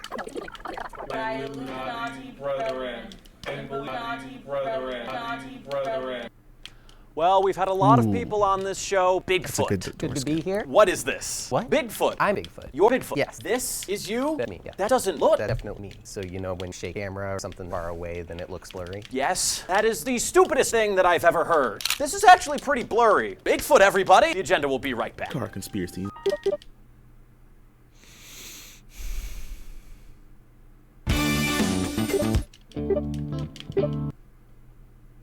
I'm still not saying your name. Welcome back. Our pretty good. podcast. Liberal. Oh yeah. Utter BS I heard about the other day on Twitter. Okay, you ready? Oh yeah. Twitter user at astrology blue hair pronoun. It's actually at Katie Cat, but it might as well be, am I right? Mainframe acquired. Welcome to a Hacker PSA. That was a pretty You good have couch secrets? skip. I have secrets. Too many to count. Okay, But let's- Did you know that the U.S. government has secrets too? They can try their hardest to hide their Easter eggs from us, but unbeknownst to them, really good. I've I don't wanna- 100%ed all of their databases. Okay, couch skip worked. Dorpheus. Is that really you? Welcome back to the agenda. In honor of our conspiracy theory episode, we have invited Della Manna. Just some random On October 25th, 2020, skip. the White House, Ruth Bader Ginsburg was a Supreme pole Court skip? justice. Oh, hey, check this out. I think I found the best conspiracy yet. I think it's like real. Okay. What is it? So, the Queen of England. So we carry the 2. And Was that so good enough? it's like 3. Queen Elizabeth. This is why I sniff sharp. Oh, 214? Oh, yes, dude. That's a good PB. Definitely not world record pace, but you know, we'll take those.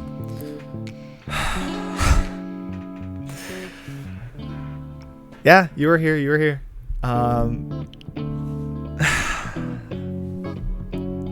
There's the new episode's coming out right now. Ooh.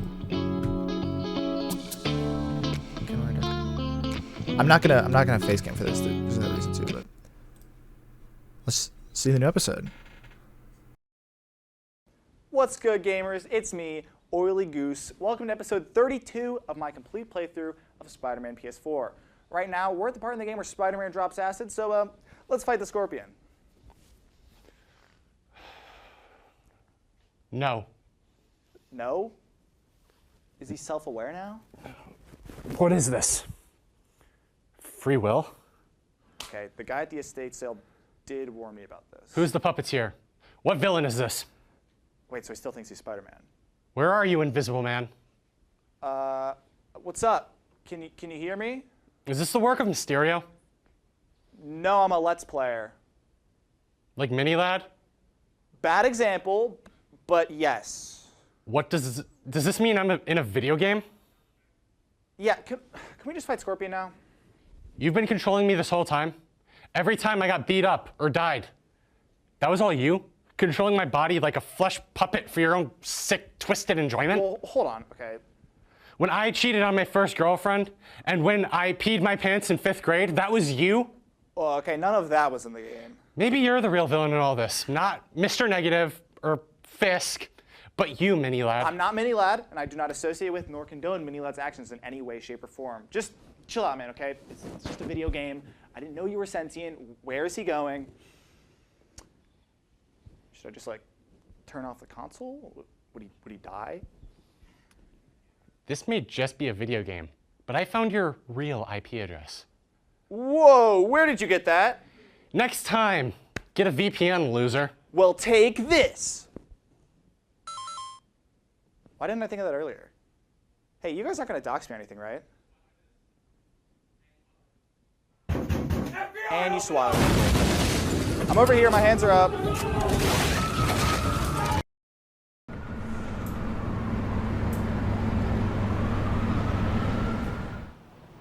Thank you all for coming. I know you guys have really busy schedules, but I appreciate you taking your time out of your busy weeks to listen to my presentation. I promise it'll be quick. So as you all know, the housing market is in a pretty rough place right now, and with rising inflation, it's only going to get worse. If you go to the first graph,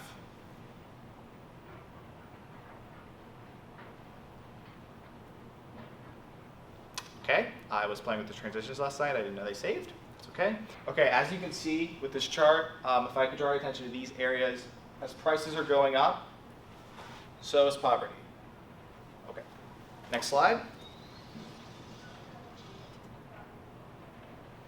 Moving on, I believe this company has the ability to majorly aid in a couple key aspects with this crisis.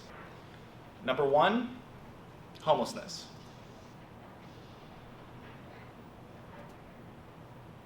I am so sorry, but homelessness, I believe this company has the money and the resources to not only feed larger amounts of the homeless, but also convert abandoned buildings into makeshift residence centers for the impoverished. Next up.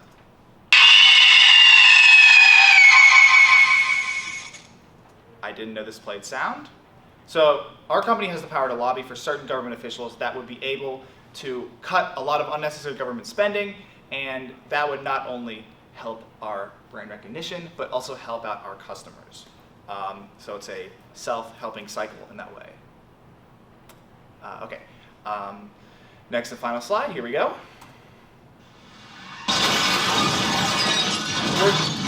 You get the idea, let's just move on. Please never come back. Yep, absolutely, of course.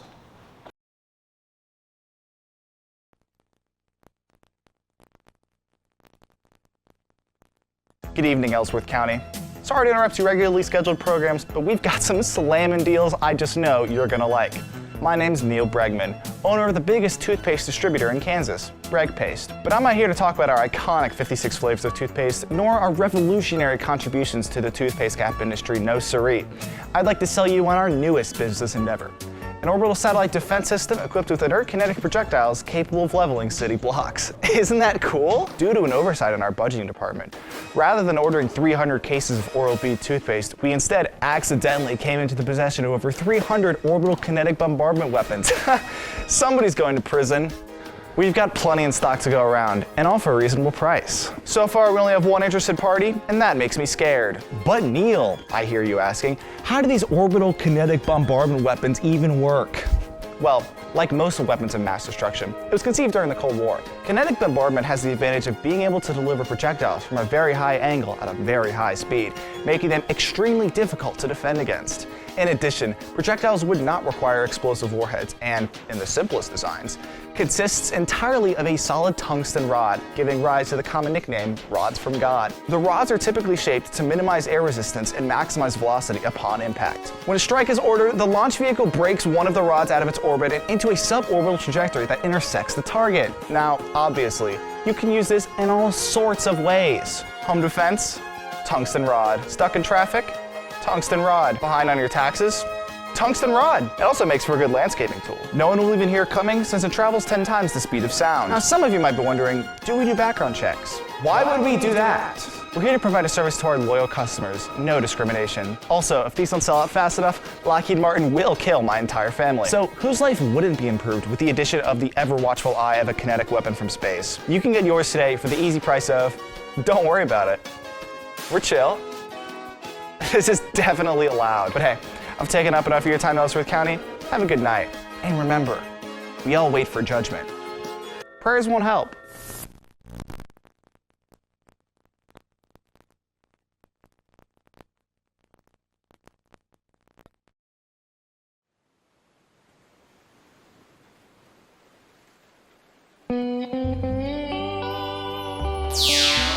I'm Hex Codex, and yep, you've just been hacked. Now that we've hacked all of TV, our hacking prowess truly knows no bounds. Cartoons, commercials, the news, they've all been hacked. You mad? That was a reference. And now with airwaves under our command, allow us to unveil our master plan. Television as we know it today is cringe. Plain and simple. I did not. Too much streaming, not enough hacking. Which is why we're introducing Hacker TV. It's like television, but epic. No more news. All you need now is HNN, Hacker News Network. And what's that? Breaking news? Yeah, you've been hacked. In place of sports, it's now the Hacker Esports League. We have the only 2 games you need, World of Tanks and Arms. It's gonna catch on. And if you want to see a different game, you can go to hell. Say goodbye to the Food Network. I could easily beat Gordon Ramsay in a fight. It's true, and he has. Say hello to Mainframe Mealtime, where the best hackers in the world compete in culinary perfection to the death. There will be much bloodshed. We're keeping the Big Bang Theory, but I'm cooler than Sheldon, so I replace him in every episode. Now you might be wondering, how did we hack TV? Well, it was quite the effort, even for skilled hackers such as our own. In 1732, our Hacker League formed a shady alliance with the Illuminati. The Great Awakening was just taking hold. Too far back. After the Illuminati invented TV, they were filled with greed and double-crossed our forefathers, sending them to the Dark Dimension. Talk about spawn kill. But little did they know, this was all part of the plan. Because out from the Dark Dimension came the giant goo monster! No. There was no goo monster. The ancients left sleeper agents within the Illuminati, and their descendants left a back door for the Hacker League to infiltrate TV. I offer 2 choices. Take the red pill and watch Hacker TV, or take the blue pill and... The goo monster will break into your house and eat all your beans. No, it won't. But if you choose to take the blue pill, be prepared to feel our wrath. From the goo monster. Not the goo monster. Okay, goo monster later.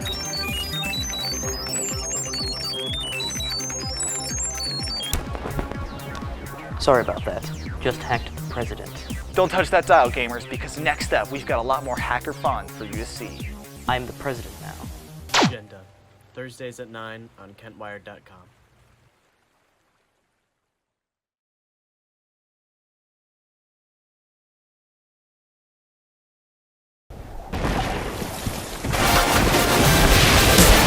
Don't deny it. Talent is when you see it. And we are talent. You are looking at us, Oleg and Skoon. And together we are the Blizzard Brothers. The greatest to ride the snow on boards. Number 1 in Scandinavia, and the Olympics are the step next. Olympics, bear witness to unnecessary talent. Yeah! That one's called Snowmore Mountain. Many casualties, almost never.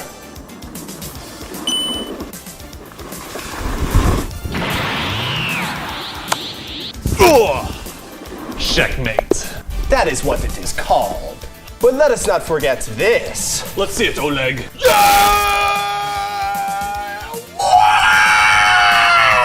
The Egyptian star skin. Read it and weep. We never weep. Except for when the collapse of the Berlin Wall. Was great place for grinding. But we are not communists.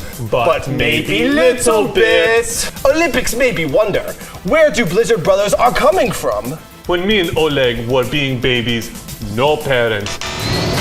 But Huskies deep in Norwegian forts, all the parents required. Child abandonment. Radical! Because of this, all we know is way aboard. It is the calling of true. Oleg, the ultimate move is beginning. Yeah! Time to blow pants off people!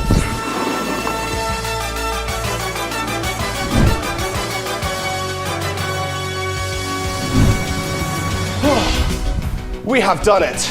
Except for Skoon, he has died.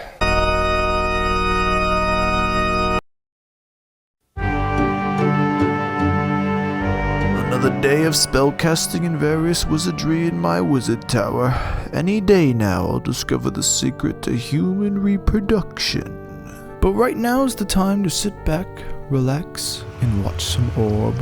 Or ponder it, perhaps. We'll see where or when the night takes us. Ha ha, wizard joke I can see through time. I could watch Succession, or maybe it's more of a fast foodies night. What to choose? Oh? What do we have here? Bionicle. Intriguing. Perhaps I'll just take a quick look. Okay, that was tight. There's 3 more?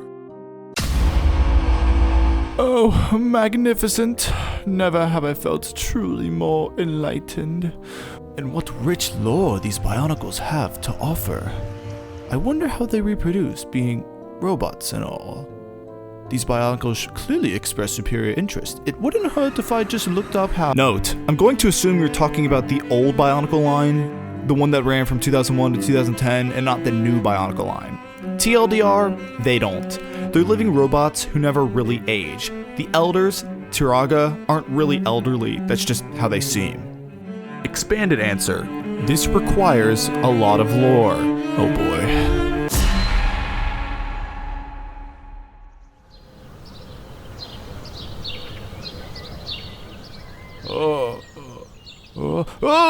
So bright. Have I been up all night? It's the middle of the day. This is probably why I don't get laid. A wizard sits, pondering his orb. He can see into the future, into the past, gaze into whatever time he wants.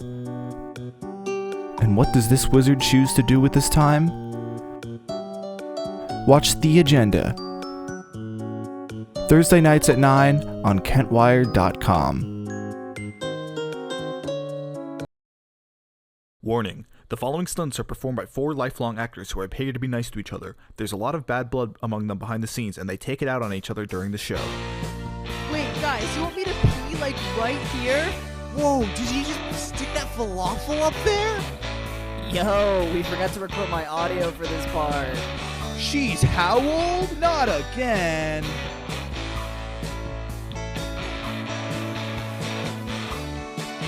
Welcome back, everyone, to Improbable Jesters. Tonight, with Larry being our biggest loser, he'll be going undercover as a bubbling technician who's about to cause a whole lot of trouble. Let's take a look. Main Street in Kent today was closed due to a semi-truck tipping over and spilling onions all over the road. Kent police blocked off traffic while cleanup efforts were being made and picking up all the onions that spilled. And as of now, Main Street near the Taco Bell is still closed. Hey, Larry! Go tell that guy he dropped his pocket!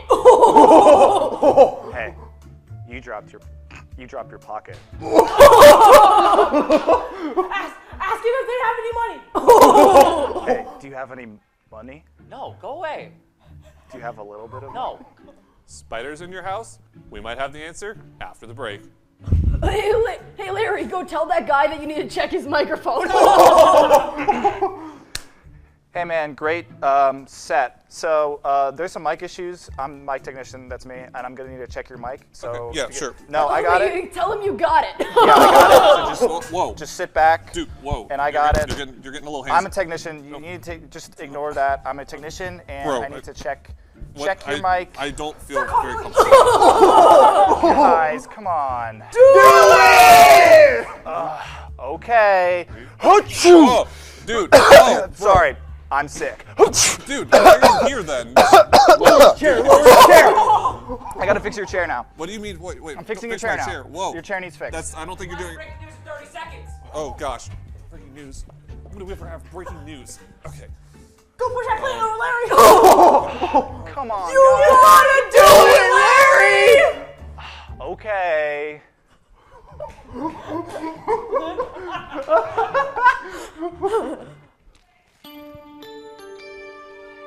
Breaking news. Russian President Vladimir Putin has just declared invasion on the capital of Juneau in Alaska. The president has declared this an act of war, and the United States military has been mobilized to the state.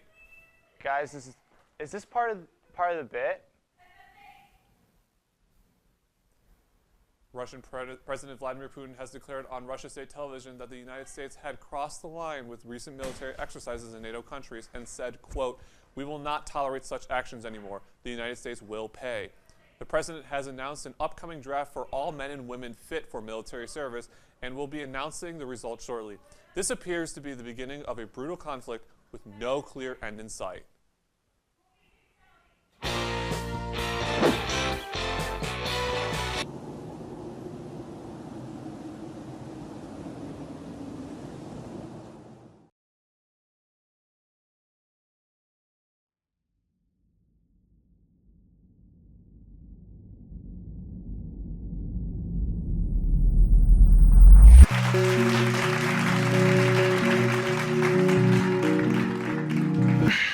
Hello, everyone. Welcome back to Nick's Brain.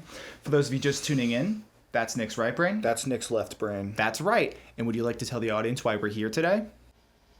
No. Nick peed his pants, everyone. He peed his pants at school and had to go home to get new ones. I thought we could hold it. Yes. Well, obviously, we couldn't, okay? Why on earth did you ever think it was a good idea? I didn't mean to, okay? It just... It was an accident, obviously. Left brain, you always get like this. If get like this means thinking it's a bad idea to wet oneself, then yes, I suppose I can get like this. Asshole. Did you ever consider that maybe people might not respect us anymore? Peeing ourselves is a terrible career move, okay?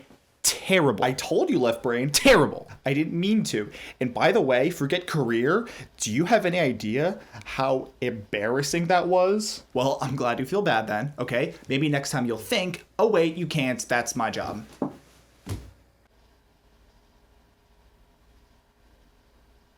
Am I getting the silent treatment right, brain? Anyone raise their hand? I can't hear you. I didn't want to raise her hand. You didn't want to... We're in college. We don't have to raise our hand to use the bathroom. We can just leave. We can leave, right brain? Well, I forgot, okay? I forgot, and I don't even like raising our hand because I get shy sometimes, okay? I'm sorry. We don't have to raise our hand. Are you even listening to me? Left brain? You're getting like this again, okay? I'm sorry. I like to keep us hydrated. I'm sorry. I'm done. You know what, right brain? I'm done, okay? You win. How's that? Yes. How productive.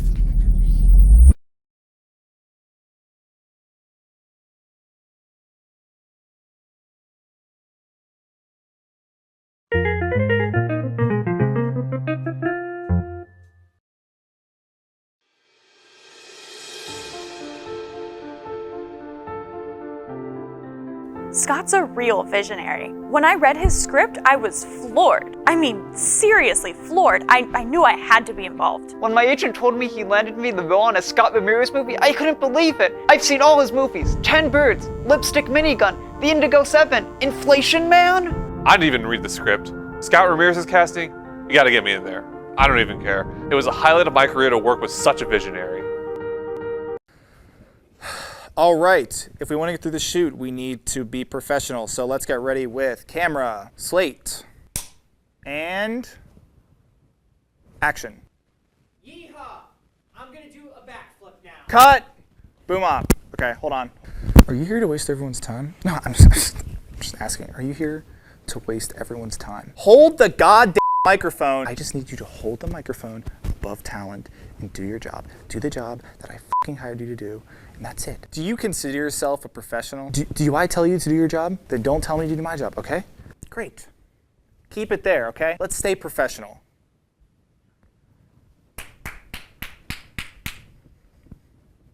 Ready on camera? Slate. Action. God damn! Oh, he's just electric on set. Like I heard he was eccentric, but he's a force of nature out there. He just puts every ounce of his being into making his movie the best that it can possibly be, and you don't see that as much anymore in this business.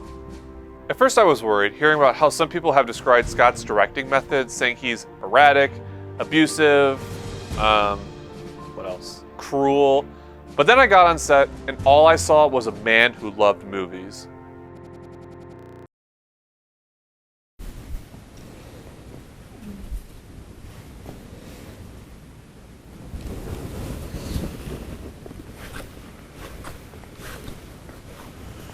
we're ready to do another take now.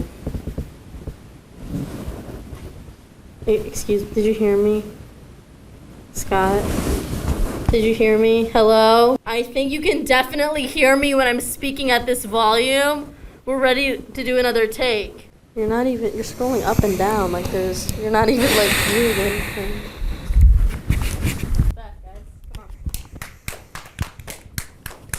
Boom on, what the f? He's like if Stanley Kubrick met Norman Bates in like a sexy way. You know, he would show up to set and immediately you could feel the change in the room. Like his presence was so, I don't know, I guess calming, you know? Just an absolute pleasure to work with from start to finish. He really makes you feel safe on set. Like you can tell he cares about every single person there. I am going to hurt you. You will not survive this set afterwards. I'm going to kill you. Do you know how many, 1 second. I am going to kill you. Wrong flavor. Okay guys, I thought we were professionals here. What the f is going on? Can we get our shit together, please? Thank you. You're fired. Yeah, I have no idea what I'm doing. Hey, do you guys take cameras like this? No, dude, this is Best Buy. That right there is a fossil. Go take it to the dump. Wait. Maybe there's like valuable footage on this thing that you could get from it, you know what I mean? Do you not know what's been on the camera? Where'd you even get it from? Not where, but who. All right then, who then did you get this camera from? So there was this guy on my floor and he was moving out, so he was giving away a bunch of stuff and I just happened to get this camera. And what did he look like? Normal. I'm not giving you money for this. Okay, wait. I think I got it. I got it figured out. Check out, I got the video to play. Okay. I think it's going. If you're watching this video, they found me and I'm dead. I didn't want it to be this way, but I thought I could make this video to share what I know with the world before it's too late. You know how like when you get a package in the mail and sometimes it comes with these little baggies of silicate gel that says do not eat? Hey, I know those. They always say do not eat on the package, which is a shame because they look really yummy sometimes. They're lying to you. You can eat them. I've eaten 47 packages of silicate gel in the past hour, and I feel amazing. The government's been keeping this from us all along. Okay, this feels pretty whack.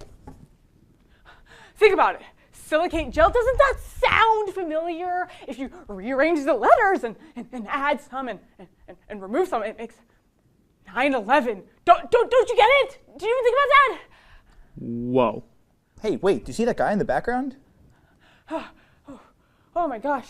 It's the next step is to get as much silicate gel as possible and oh no, they found me. Don't forget what I told you. Spread the word. Don't let my death be in vain. Huh. That was odd. I feel weird. I think I'm gonna try and eat some silica gel now. Does that mean you'll take the camera? No!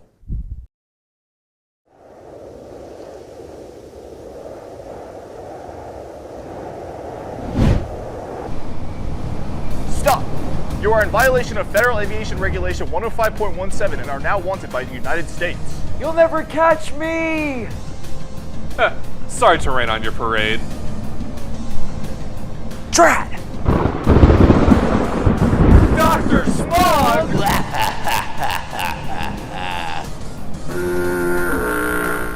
Did you really think the American prison system can contain me, Dr. Smog? Who are you guys?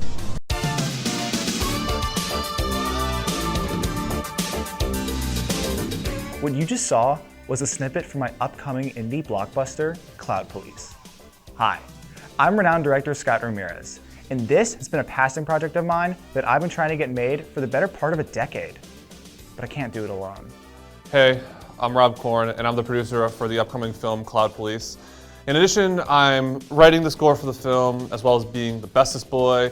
You know, I'm really excited to be given the opportunity to work on such an amazing film, and I'm sure you'll love it when it's finished. That's right, Bob. We plan on featuring a whole host of familiar faces, from Brad Pitt, to Taylor Swift, and even CGI Marlon Brando. Where are the drugs coming from? Hey, what's up, guys? I'm Tom Holland. Do you think this is a game? Get your head out of the clouds right now! I have no Riz whatsoever. I have limited Riz. We're gonna have to put him in solitary cloud confinement. Maybe then you'll talk. I agree. And we also plan on doing as many visual effects as possible practically, in camera. Unlike mainstream Hollywood, we believe that the less visual effects we use, the better the film. We want everything you see on screen to be the real deal. Oh my gosh, there are so many drugs in this place. Freaking junkies. We're gonna have to make sure these never hit the market. We're gonna have to do all of them right now. As for the tone of our movie, I was inspired by films like Pulp Fiction, The Godfather Part 2, and of course, Despicable Me. We want to tackle societal issues in our film in a lighthearted and comedic manner. These include the drug epidemic in America, big business, climate change, and also getting rid of the Electoral College. Dr. Smog needs one more vote in the Electoral College to be named the next president of the United States of America. Looks like it's up to the Cloud Police to overturn this election. There will be multiple scenes with full-fledged nudity. Now, for those of you unaware, Cloud Police originally began production back in 2019 under Warner Brothers. Unfortunately, midway through production, disagreements arose over my allocation of certain budgetary assets.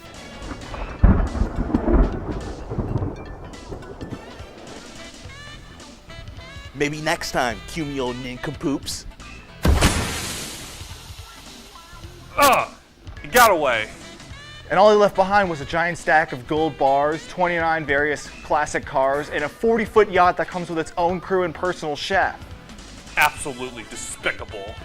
So please, consider donating on our Indiegogo page to help make my dream become a reality. Our starting financial goal is a conservative $500 million.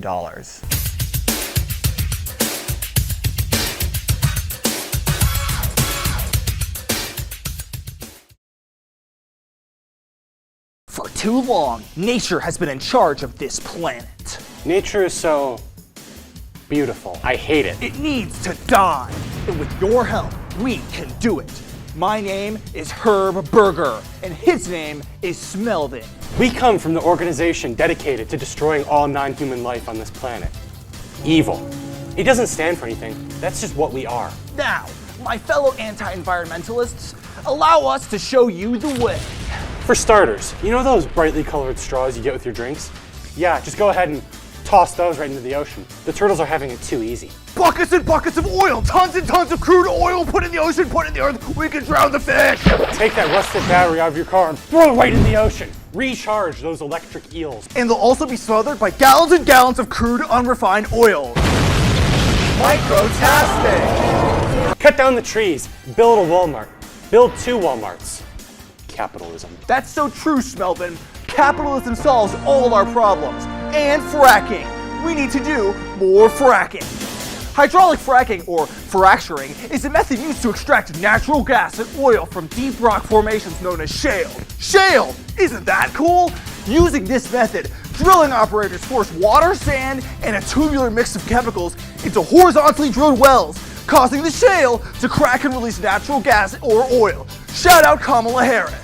Let's turn the ozone layer into the no-zone layer. But why stop there? Wait, what do you mean? Cutting down trees, turning the ocean into a science project, using plastic straws, that's cool and all, It is. but it's not enough. We need to blow up the sun. Herb Berger, I followed you far and wide. But this is taking it too far. Blowing up the sun, I cannot stand by and allow you to do that. Unfortunately, Smelvin, if you are not with me, then you are my enemy. Only a politician deals in absolutes. But I will do what I must. Hey Siri, set bomb countdown timer to 1 minute.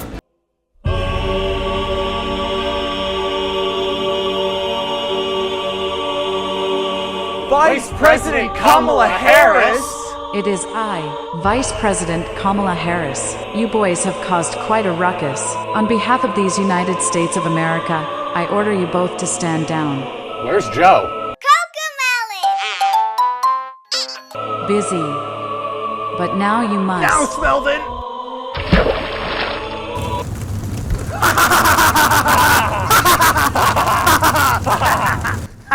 How crude. Nice work, Herb. but I'll never join you in destroying the sun.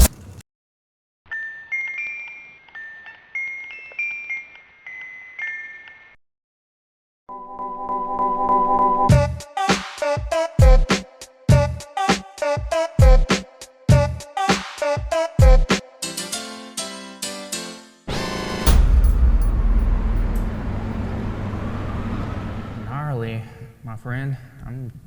I've been looking in this river from my boat on the river for past eon. The story's so stupid. It's straightforward. You can tell exactly what's gonna happen. Hey guys, keep it down, alright? I'm trying to watch the movie. What was that? I'm trying to watch the movie. Okay, so this guy, right? This plot is so stupid. I don't remember reading that. Hey, what movie are you watching again? Backflip Pirate. Oh. No. Backflip Robot. Oh, yeah. Backflip. Okay. Backflip Robot. Okay. Yeah. It's Backflip Cowboy, actually. Can you keep it down? We're trying to watch. Shh. We're trying to watch this shitty movie. It's not a shitty movie. It's a piece of high cinema. And I would appreciate it. Keep it down. You're right, it is high cinema. What is high cinema? Is that like... You have to be high to watch it. Oh, gotcha. I mean, what is this? The Wild West? What is the cinematography? You can leave. Like, you don't have to be here. I'm trying to enjoy the movie, please. It doesn't sound like you're enjoying. Wait, what? Shh. I will get the manager, so sit back. Oh, of course that happened. Oh my. It's the most obvious plot twist. You can tell how they tried to foreshadow it in the beginning, but they just outright said it was going to happen. It's... Every single movie goes like that. It was... I mean, some movies don't need to be innovative or unique or even good. They can just be movies. Yeah, this is a good time to talk. Dude, that's crazy. Don't say the line. I don't want to hear it. Don't say. Okay. Listen. I'll get you the money. It's fine. Hey. Yeah? Do you have a problem with what we're watching right now? What are we watching? Backflip Robot. Backflip Cowboy. Same diff. Just completely different. Wait, this is Backflip Cowboy? Wait. There's been no cowboys yet. It's a slow burn. I thought this was Mulan. I think I'm in the wrong theater. I actually got more damage than with Silent Hill Sanctuary, but the problem is you need the cooldown that it casts more frequently. If you don't have that, the weapon is a lot more problematic, and I got way less kills despite having more damage, which would help us later down the line to have more damage, to kill the super strong enemies. But it really backfired hard, and the main thing is, again, you can't really build up the HP, so you can't benefit to these ridiculous values. What? You always have the max amount of center water on the floor, like at all given points in time. And I will What is more important than the movie you're watching right now? take a look at it. This. Have you seen this? And I think I remember I thought it was useless, went for it, and it turned out to be absolutely busted. Hey, yo. Oh my god, look at this 100k at 11:30. That is so early. This cowboy's gonna do a backflip. Woo! What? Oh, yeah, that movie was fire. Yeah, fire. That was a fire movie. Fire. Fire? Yeah, fire. Fire. When one man must relieve himself while also sitting down, he commits 2 acts. Ergo, the number 2. Benjamin Franklin. 1776, when our United States were first founded, Benjamin Franklin would continue to inspire the world for years to come. But these words would eventually ring hollow, as mankind would begin to sully the works of Franklin. Over the course of millions of years, humans have always held 2 simple truths. Food that is not gathered by the spear is no food at all, and that the number 2 is committed lawlessly, free from any vestibule or any container. Franklin's very words echo that sentiment. However, why is it then that we find ourselves surrounded by all sorts of over-engineered pieces of machinery which we must engage in order to enact Franklin's dream? Is it that mankind must now rely on technology for basic human rights? In order to fully explore this phenomenon, we must pinpoint where the deviation from Franklin began. 1834. Virginia. Robert Toilette was attempting to go number 2 in a new, revolutionary, and frankly, inflammatory manner. That being through a new invention aptly named toilet. This contraption would encase a user's lower end and ensnare the oncoming waste, sending it through an elaborate series of pipes and tubing into an undisclosed location. To this day, we remain unaware of this location. The infernal device found success in the mainstream, propelling Robert Toilette into fame and fortune. How did this lie find such success? Watch our previous video on the Jewish mind ray. Young people in this modern tech-obsessed world who wish to follow in Benjamin Franklin's footsteps find steep opposition from their constituents. It is unacceptable to go number 2 without the aid of Robert Toilette's device. This is what the left would want you to believe. But there is another direction free thinkers can take. In order to return to our rightful, logical, and primal roots as human beings, we must rid ourselves the shackles of the toilet. Defecation should be performed automatically and without reprieve. Should one's peers take offense to the odor, that is merely their feelings getting in the way.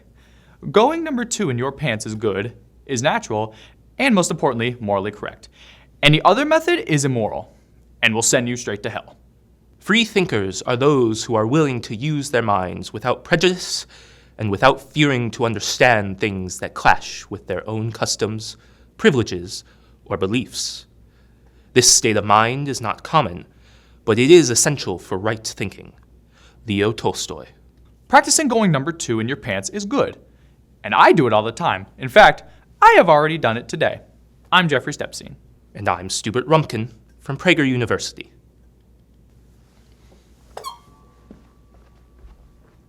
Thank you for watching this video. Please make sure to like and subscribe. I shit my pants every day, and I love the way it smells.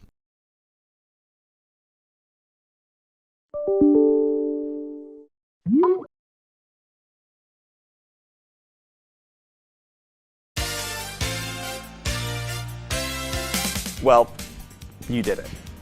If you're watching this video, that means you've reached the end of your life. Congratulations. I'm a Deepweb Hitman, and in just a few short minutes, I'll be at your house to close the book on your story. Just so we're all on the same page, this is not a joke. I'm actively closing on your location. This is not a death threat. It is a death guarantee. And don't even think about calling the police or arming yourself, okay? I'm gonna get you. My boss has the police in his pocket, and I have a 45 in mine. Now, I do have some contingency plans in case my attempt on your life were to be thwarted in any way, mainly the missile on its way and the bomb in your house. Hooray! So, maybe you're curious, I don't know. How will I kill you? I have a couple different packages clients can choose from. We've got the starter, bullet in the head, clean, quick, easy, yawn, bomb, car crash, plane crash, framed killer. A little pricier, but it's fun because we make someone else go to jail. The CIA likes that one a lot. Now, moving up to my premium packages, we've got slow and painful, leave no trace, that's you, you'll be powder, and alligator. Don't worry about the currency, you've never heard of it before, and that's by design. What's cool about being a Deepweb Hitman is that I am very educated on how the human body works, like how much blood you can lose without dying, or how many times you can get hit by a train. It's one. I can also break every single bone in the body, including the ones in your ears. Really, the only difference between me and a surgeon is that I am much faster at my job and get paid a lot more. But with all that being said, I should be just about through your window by now, so I'll leave you to it. Man, I would not want to be you right now. Maybe put some headphones on or something, I don't know. Okay, that's probably good. I usually get there pretty fast.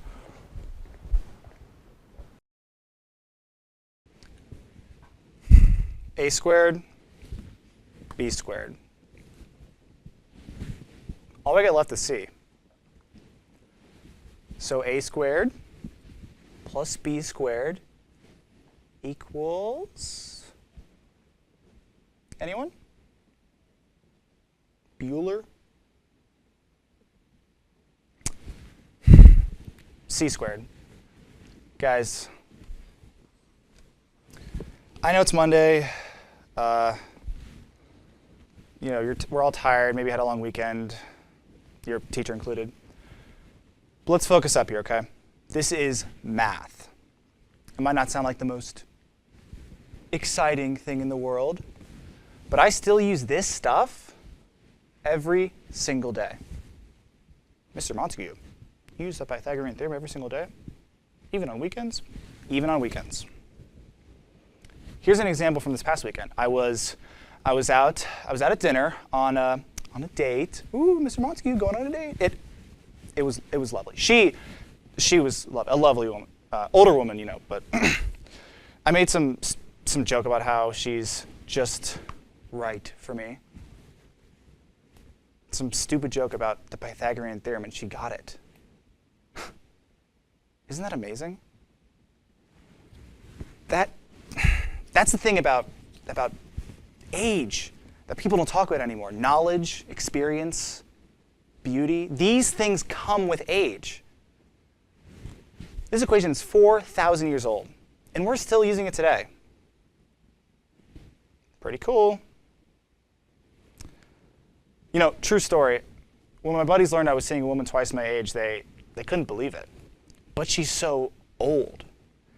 They said it like it's a disease, like age isn't beautiful. We buy the newest smartphones and iWatches, but what happens? They break, right? We throw them away when the next one comes out.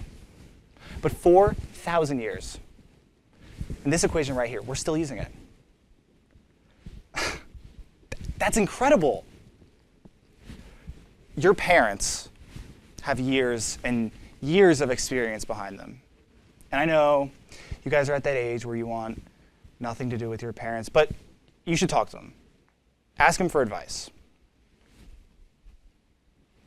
There is a lot that you can learn from them, especially your mothers. Women at that age, they know a lot of things you wouldn't expect. Don't get me wrong, fathers know a lot too, I'm sure. Actually, you know, the woman I was seeing this past weekend was probably about your mother's age. And she knew her stuff. Our society just doesn't see the value of age like it used to. We used to look to those more mature than us for advice, but now we just dismiss them, right? Cast them aside for the younger, dumber girls. That's what my friends say. They say, can't you date someone your own age? My parents too. How are you supposed to settle down with someone who's already going through menopause? These bigots. There is so much more to these women that we need to appreciate, okay? They are smart, they are sexy, and they aren't afraid to take what they want. 30 more years of experience in bed, and it's the 20-somethings who get all the attention. These women raised a generation. And what's the thanks they get? They get called MILFs. Moms I'd like to... Hold on. Belle does not dismiss you. I do. Sit back down. We're not done.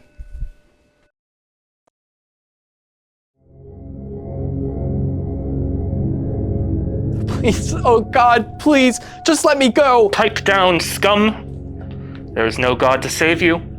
There is only the bloodthirsty Azazeroth. Now, brother, sister, when the moon covers the sun, you'll have 3 minutes and 28 seconds to complete this blood sacrifice ritual. Yes, with this mere mortal sacrifice, we shall appease our angry deity and prevent his wrath upon us. I didn't do anything, just please untie me. Brothers, let us begin the ceremony.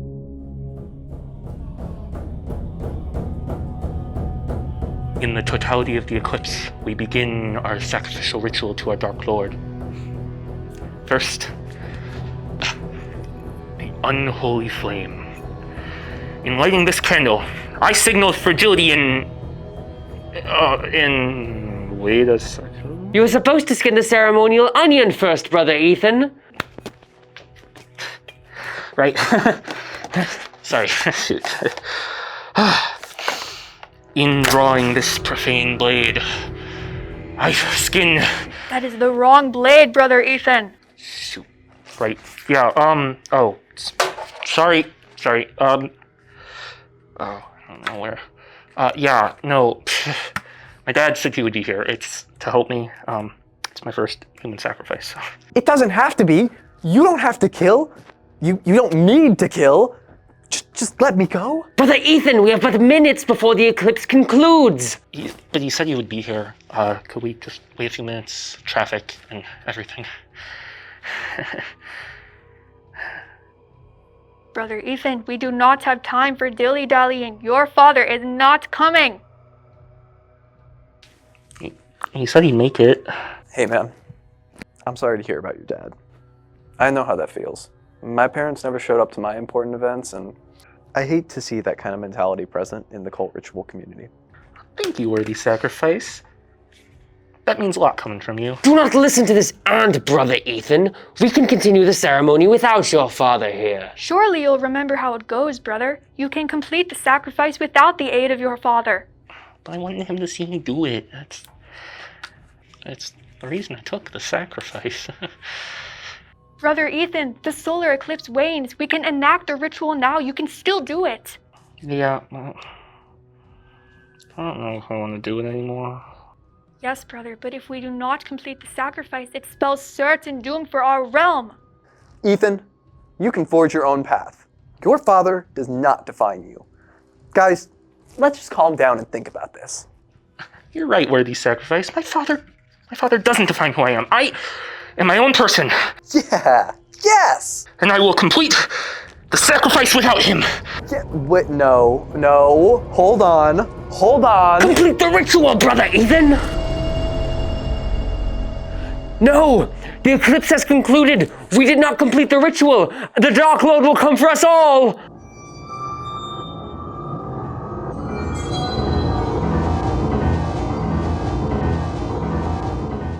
That really sucks about your dad.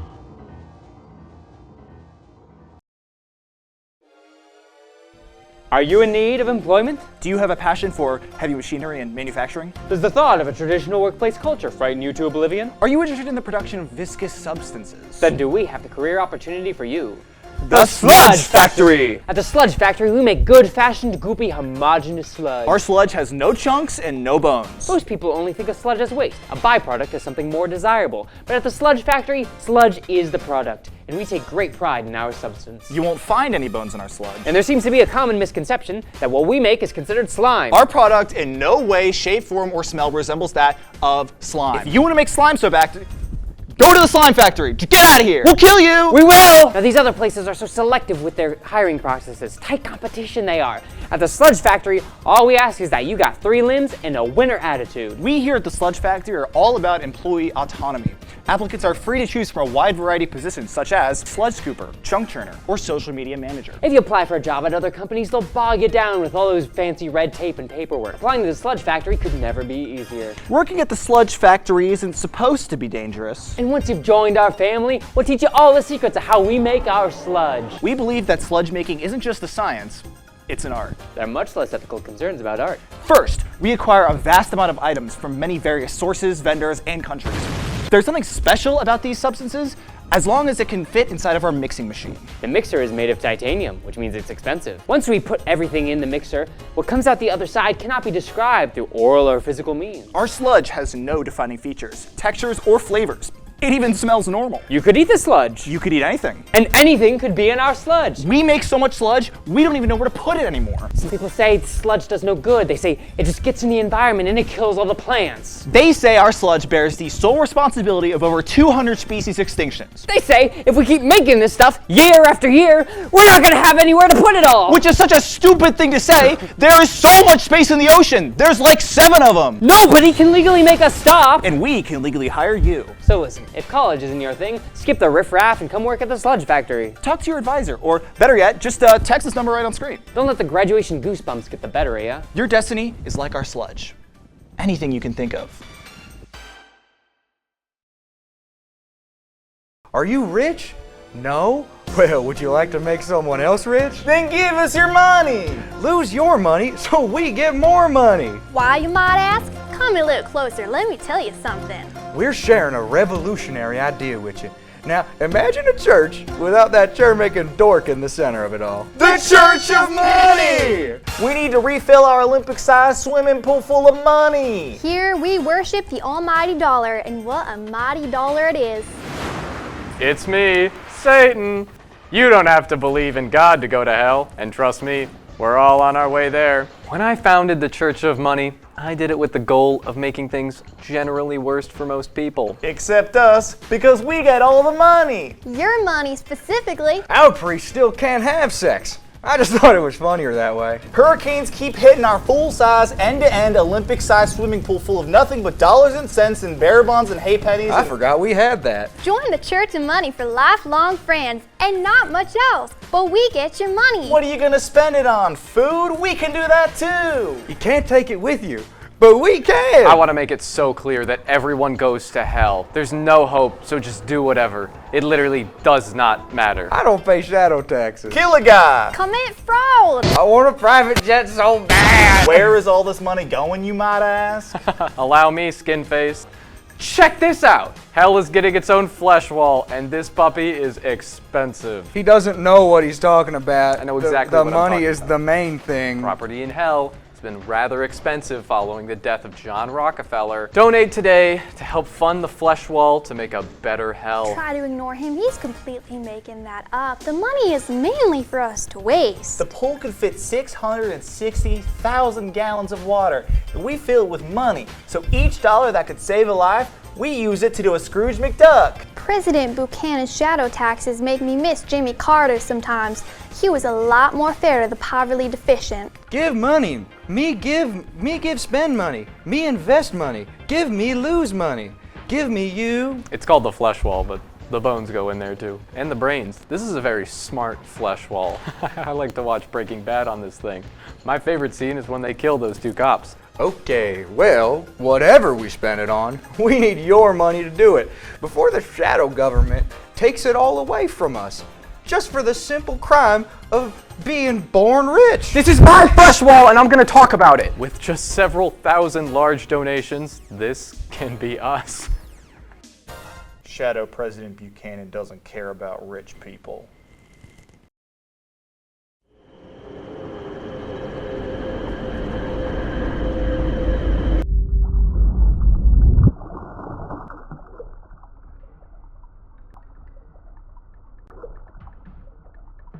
Whoa there, this is no illusion. We are not here to harm you. I'm Dylan Deathray. And I am Martin Mega Deathray. We are Technopaths from the year X Delta 49 Omicron. Oh yes, you've been in a coma since the early 21st century. You will be reawakened soon, but first, we need to catch you up on some critical differences from your time. There are no more world wars, there are world wars, and we have made it to the double digits. They were brought about when robotic Hitler was unanimously voted into office 3,000 years ago. And now he lives in all of our brains. Fascism is base. Humanity has achieved a 1 on the Kardashev scale. We use the energy to power the forever new. Jesus Christ returned to Earth like right after you fell asleep. But don't worry, we got him. Also, going to jail is illegal. There are wizards now. Space wizards. From space. They slaughtered millions. Wait. No. We slaughter millions. Yeah, they're like really easy to kill. All of the continents have now converged to form the supercontinent. Supercontinent. Also, the Earth is a cube now. We did it. Right now, our intergalactic neo-military of supercontinent Cube Earth is busy colonizing the 4th dimension. We hanker for the great conquering. All that stands in our way now are the diabolical schemes of the nefarious time goblins. Luckily, we have the mechanism. Unfortunately, the time goblins' numbers seem to be infinite. Maybe even Aleph Null. Aleph Null. Maybe even Aleph Null. Get it right, bozo. They keep making more goblins. Which brings us to you. Congratulations. You have been drafted into war. The Time War. Now, you will reawaken to receive your first orders. Remember, if the time goblins win, we're already dead.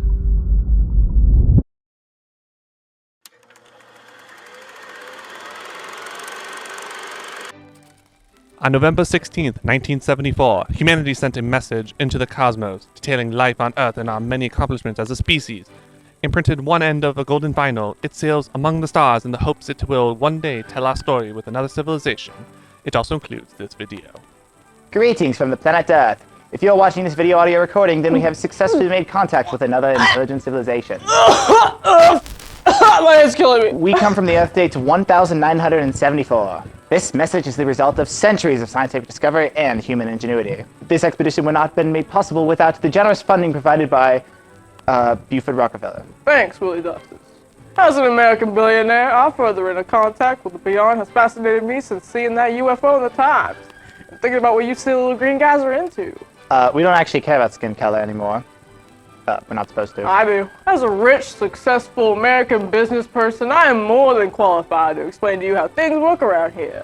In case you plan on coming down to hang out, maybe? Right, well, in order to progress as a species, we invented society. Society. It's typically defined as the rich get richer, and a bunch of people saying, I'll do it later. Society is a really complex web of checks and balances that over 5 billion humans take part in. It's money. It's much more complex than that. We have government. Which all of us gotta pay taxes for. And then in this government we have democracy, which we... Millionaires.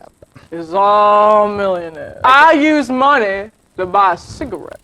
Right, but we have laws which are rules with severe consequences that... They don't count if you have money. I break them all the time. What side? are they space cigarettes? Do you guys have space drugs? Medicine is a great tool we use. What are space drugs like? Do you guys have Warp Tour? With the power of science, any human ailments can be cured. You can even smoke it through a hookah. In our society, we have different modes of transportation, most notably the automobile, the safest form of transportation ever conceived, which is why we don't use seatbelts. They blow up sometimes, but not on purpose. But sometimes we do blow stuff up on purpose. Almost always other people, but they deserve it though, kind of. I mean, depending on where you're from, it's a good way to avoid a land invasion. I know it sounds like we use violence a lot in society, but that's because it works.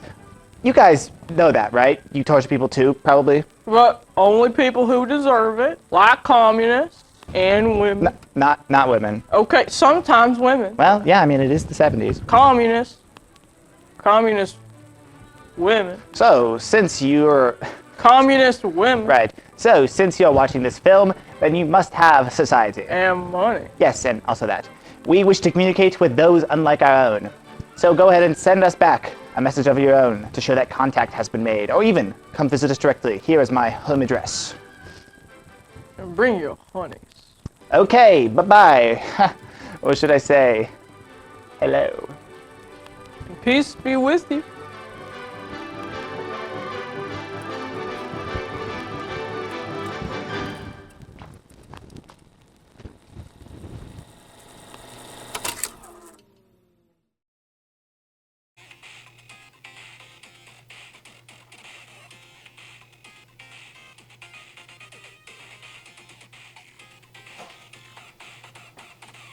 Hey, man. Dude. So I was talking to an old man outside of his house, and he sold me this game for 2 pennies. He said his dead son used to play it all the time, and then he died mysteriously, and now he got rid of it. It's a creepypasta game. What makes it a creepypasta game? It's a haunted game. Like the creepypastas. Do you want to just boot We it have up? to play it right now. Alright, I guess we're playing this.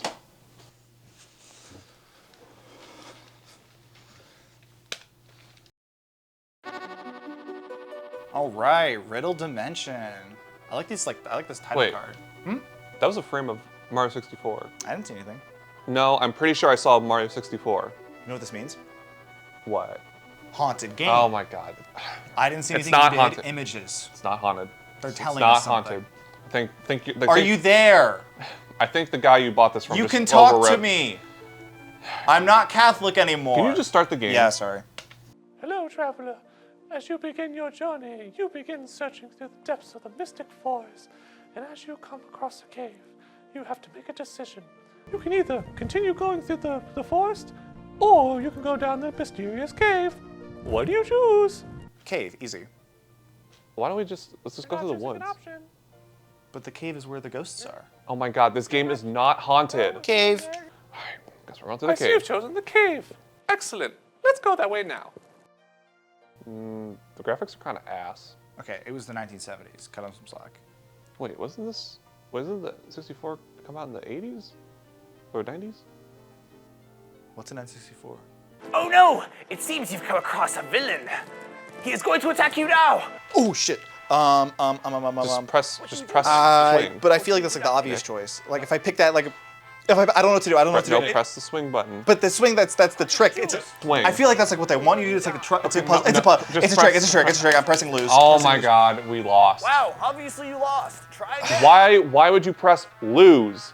What did you think would happen? I thought maybe it was like a haunted riddle or something. Oh my god. Let's just, yeah, we can just restart. Here, why don't I just try? You can either continue going through the forest. So we got, we're at the woods in the cave again. I think let's just stick to the woods. And you're fucking my ass. All right. Oh no! Okay. It seems okay. Look. We're just gonna press swing. Excellent. Now he's dead, and his children will miss him forever.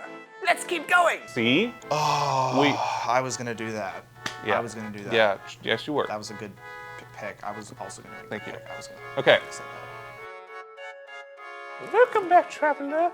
Now that you've defeated the enemy, you must solve an ancient riddle. Okay, a riddle. Okay. Riddle. Okay. Let's go. Okay. Riddle dungeon. Here we go. Riddle dimension. Oh yeah, it's like the name of the game. Like the name of the game. So we're probably gonna get like a haunted riddle, like who was my killer, you know, where is the body sort of vibe. Or like was 9/11 an inside job maybe? Which it was, obviously. So The ancient riddle known as the rhyming hypothesis. And here it is. Is this just a math problem?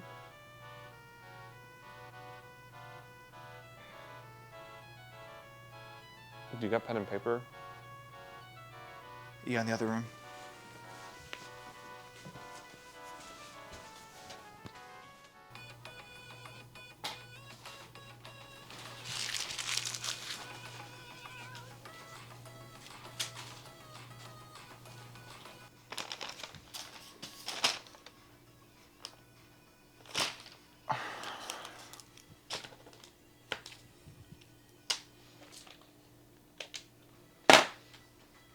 Got it. Man, that's 6 hours I'm never getting back. All right. Well, correct. At least we can move on. You pass.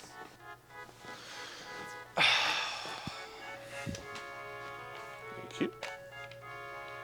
Okay. Look at that. It's the ancient runes. Quickly, you must solve it. Is this really just trying to make us sick? Dude. Oh. Ah, you've done it. You have saved us. Congratulations. Idiot. That wasn't actually a puzzle. We just got your ass. That was mean. Yeah, That was like unnecessarily. Yeah, mean. that was. Yeah, yeah.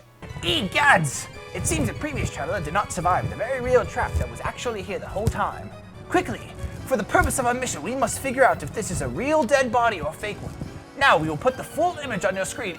Oh! Whoa! Is that a real dead body? I think that's real. I think I saw that in Gmod. Did I click yes? Yeah, it's over. It's over. You can look now. Hooray! You did it. It was real. Let's move on to the final part of our quest. Okay. Well. Oh, are we? The safe to all of the gold. This is it. Let's go!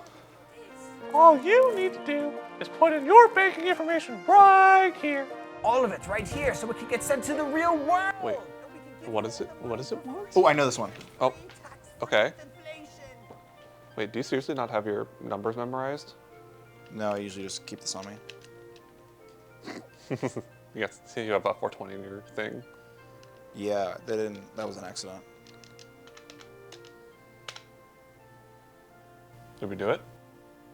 Well, I got some on my phone.